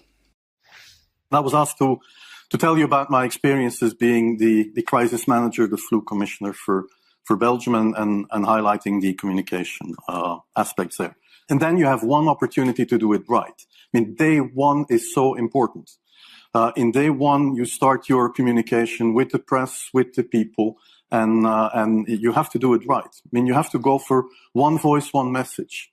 In Belgium, they chose to appoint a non-politician to do that. I mean, I have no party affiliations, and that makes things a little bit, at that time at least, a little bit easier, because you're not attacked politically, majority, minority. That doesn't come into play, and that was a huge advantage. The second advantage is that you can play in Brussels the complete naive guy and get a lot more done than you would otherwise be able to do. You have to be omnipresent that first day or the first days, so that you attract the media attention. You make an agreement with them that you will tell them all, and if they call, you will pick up the phone. When you do that, then you can profit from these early days to get complete carpet coverage of the field, and they're not going to search for alternative voices there. And if you do that, that makes things a lot easier. And then you have to say, okay, well, we will have H1N1 deaths. Of course, that would be unavoidable. I used there Sir Donaldson's quote, where he said that in the UK, by the peak of the epidemic, 40 people would die per day at the end of the summer. So 62 at that time million people in the UK, 40 deaths a day. I worked it out for Belgium. That would be 7 deaths a day at the peak of the epidemic. I used that in the media. 7 Belgian flu deaths per day at the peak of the epidemic would be realistic. That is true in every year, even interpandemically. That is true in every year, even interpandemically. That is very, very conservative. However, talking about fatalities is important, because when you say that, people say, wow, what do you mean? People die because of influenza?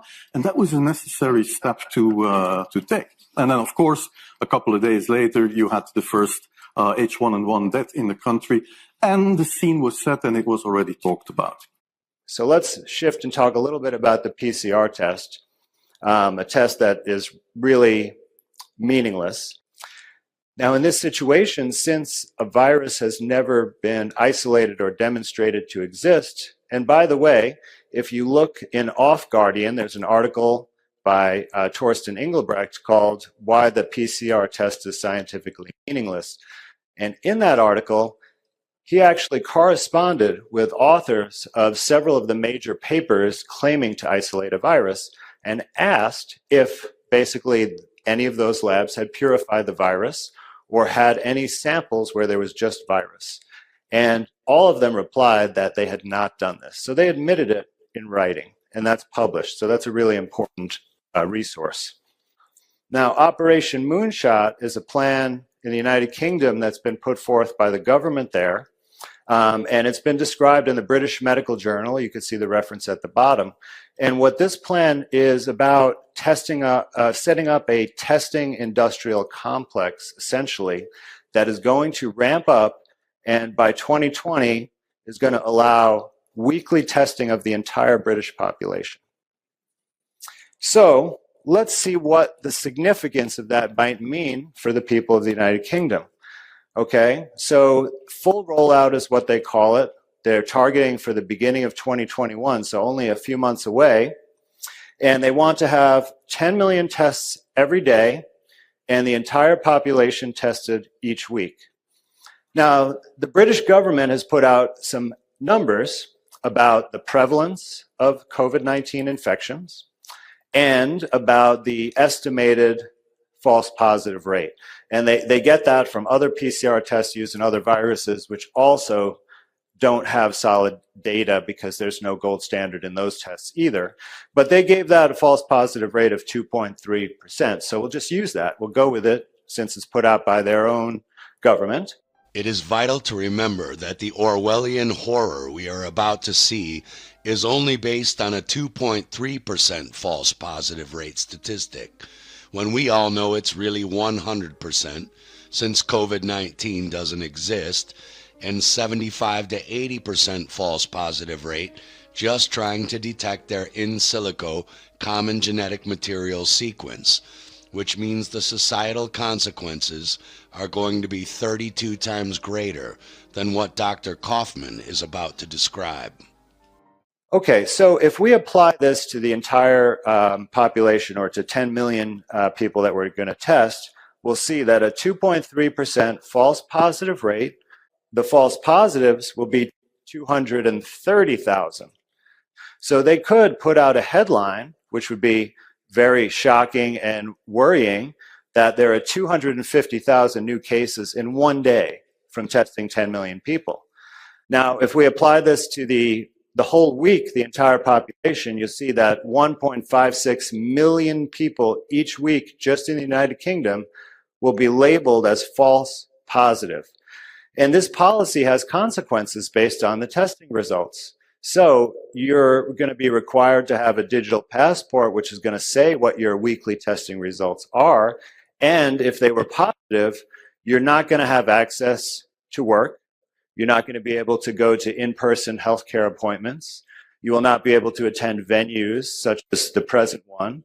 And you won't be able to fly. And they specifically mention flying because that's international travel they're talking about. So 1.5+ million people in the UK each week will be falsely prevented from engaging in these activities based on a faulty test.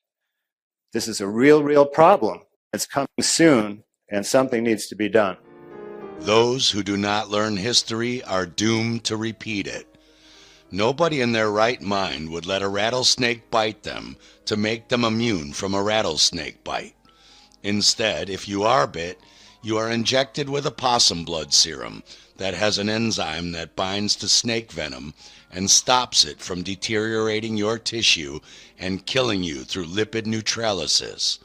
Poison is not the cure for poison, yet millions of people poison themselves and their children every year with vaccines using this same flawed logic, and never bat an eyelid at just how stupid and pointless that is. Well, that's here again, the live and dead virus. We're going back to definition. Viruses are poisons. It's kind of like what is worse, the bite of the snake or is the venom of the snake? What kills is the poison. Okay, and you can't inject for health. It just doesn't work. Right. You know, and it is so unnatural to think that you can inoculate and put in a toxin.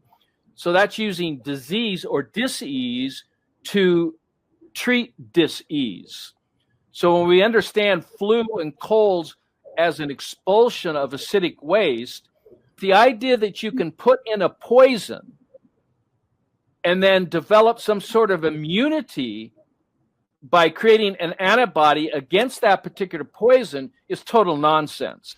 To this day, Even the food and dairy industry heat up our foods, juices, and milks, which damages the vitamins, minerals, and nutrients, and denatures the proteins so that they are difficult to digest, also rendering our food supply useless and pointless, all because of Louis Pasteur's fraudulent claims that the bacteria and microorganisms inside of the food are somehow dangerous to us.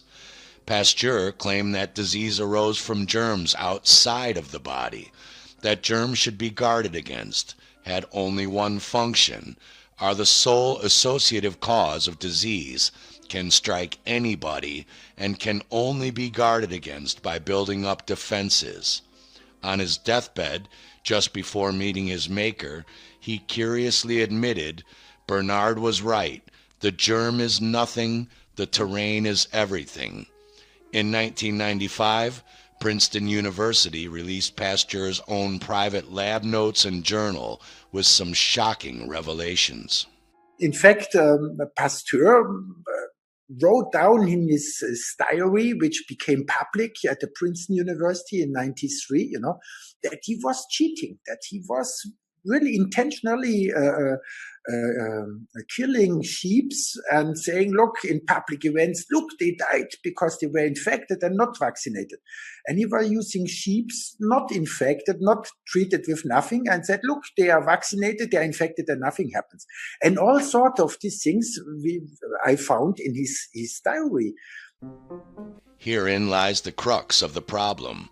Because it was quickly discovered that blaming germs for illness and selling the masses endless vaccinations and pharmaceutical drug remedies could generate unheard of wealth, and because of the political power and prestige for top virologists, and also the eugenics beliefs of the capitalists who took advantage of this, like the Rockefellers and Carnegies, who discovered populations of undesirables could be brought down and kept in check by poisonous injections. From the days of Pasteur until this present day, the works of Pasteur's contemporaries, like Claude Bernard, Antoine Béchamp, and later the genius Gaston Naessens, Gunther Enderlein, Stefan Lanka, Robert O. Young, and others, were and still are suppressed or denounced, and before the Internet, could only be found, if at all, in the non-medical libraries of universities, where, as Dr. Dennis McEwen pointed out, medical students will not be exposed to the possibility of reading books that might actually question the premises of the system in which they are being trained. What these suppressed doctors and scientists did discover would take another 2-hour film just to cover in detail, and is nothing short of an entirely new understanding of biology and the origin of life itself. But briefly, after the invention of advanced light microscopes and molecular microscopy that could see micro and nanoparticles, and the leaps in the fields of biochemistry and molecular biology technology, they discovered tiny, indestructible, eternal micro and nanoparticles found in all living things, plant, human, animal, insect, and microbial, that are both the building blocks of nucleic acid, DNA, and both cellular and bacteria life itself, as well as both the healers and destroyers of sick cells and damaged tissue from toxic, acidic, non-life-supporting environments. These particles have many different names: microzyma, proteids, spores, somatids, phages. The Bible calls them dust, and modern medicine and virology know about these particles. But because they are all trained in allopathic germ theory based on people like Pasteur, Virchow, Crook, and Enders, they don't understand the actual functions and origin of these microorganisms, as it doesn't fit into their taught for-profit germ theory model. And understanding this puts their entire industry out of business, and all of them on the welfare line.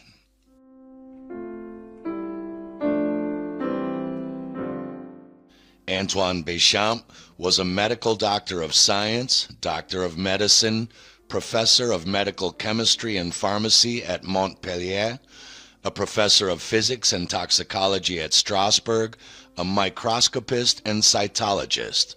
Remarkably, Pasteur, the father of modern medicine and germ theory, was just a chemist, not even a physician. Béchamp found these tiny microzyma in large numbers inside the cells of people with tuberculosis, and found they were tiny chemical factories which have the ability to ferment, meaning they can split complex organic compounds down into relatively simple substances. No different than the microzyma in whey, breaking down complex milk structures into kefir, yogurt, and cheese. He found they were alive and teemed with chemical energy, were essential and indispensable anatomic cellular elements which digested, transformed, and assimilated nutrients required by the cells, meaning they don't kill cells or cause disease normally, they help feed and repair them. He tried to kill them, but they were indestructible, even with radiation. They were insoluble in water, composed of hydrogen, carbon, and other atomic elements. They produce nucleic acid, the building blocks of nucleotides and DNA, meaning they are the building blocks of life, not DNA.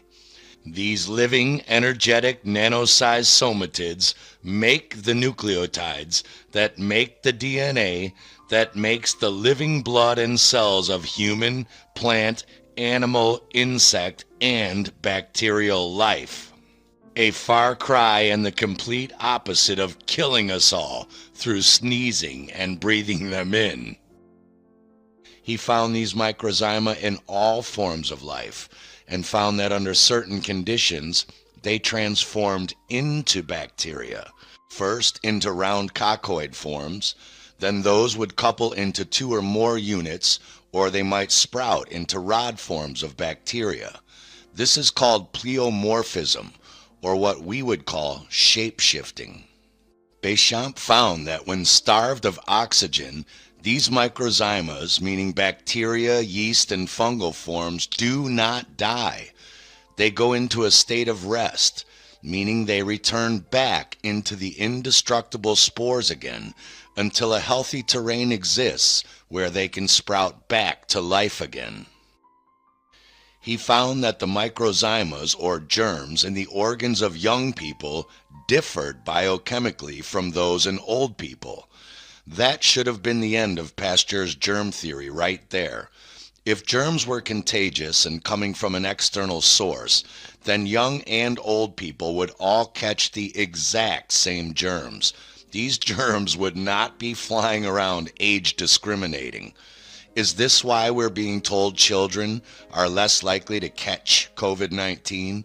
Because the PCR tests are looking for microzyma nucleotide sequences found naturally in older people? Food for thought. He claimed they are transmitters of heredity, found within the chromatin material of the human sperm, the microzymian granules needed to genetically reproduce all the different cells essential for the reproduction of the human species. But most importantly, he was sure they were involved in the fermentation process and in the production of disease. And he was later proven correct by Gaston Naissance, who filmed this happening in real time with his somatoscope, and later again by Dr. Lanka, Dr. Young, and others. And here is what virologists can't seem to get through their thick skulls. Microzyma germs are no different than the biblical Lord. The Lord giveth, and the Lord taketh away. So let's break it down for these idiots in plain English so the blind stop leading the blind. Here is our blood, full of microzymas, proteids, spores, somatids, phages, bacteria, yeast, and fungus.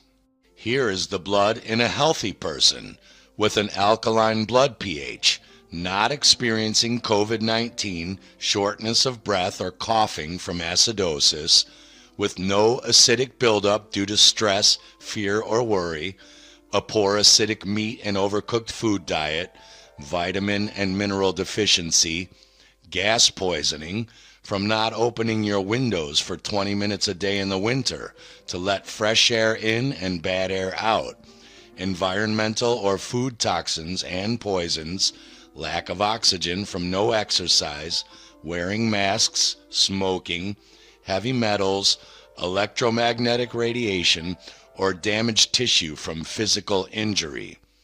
This blood has somatids, spores, and double spores, and maybe some bacterial forms, since nobody is a saint.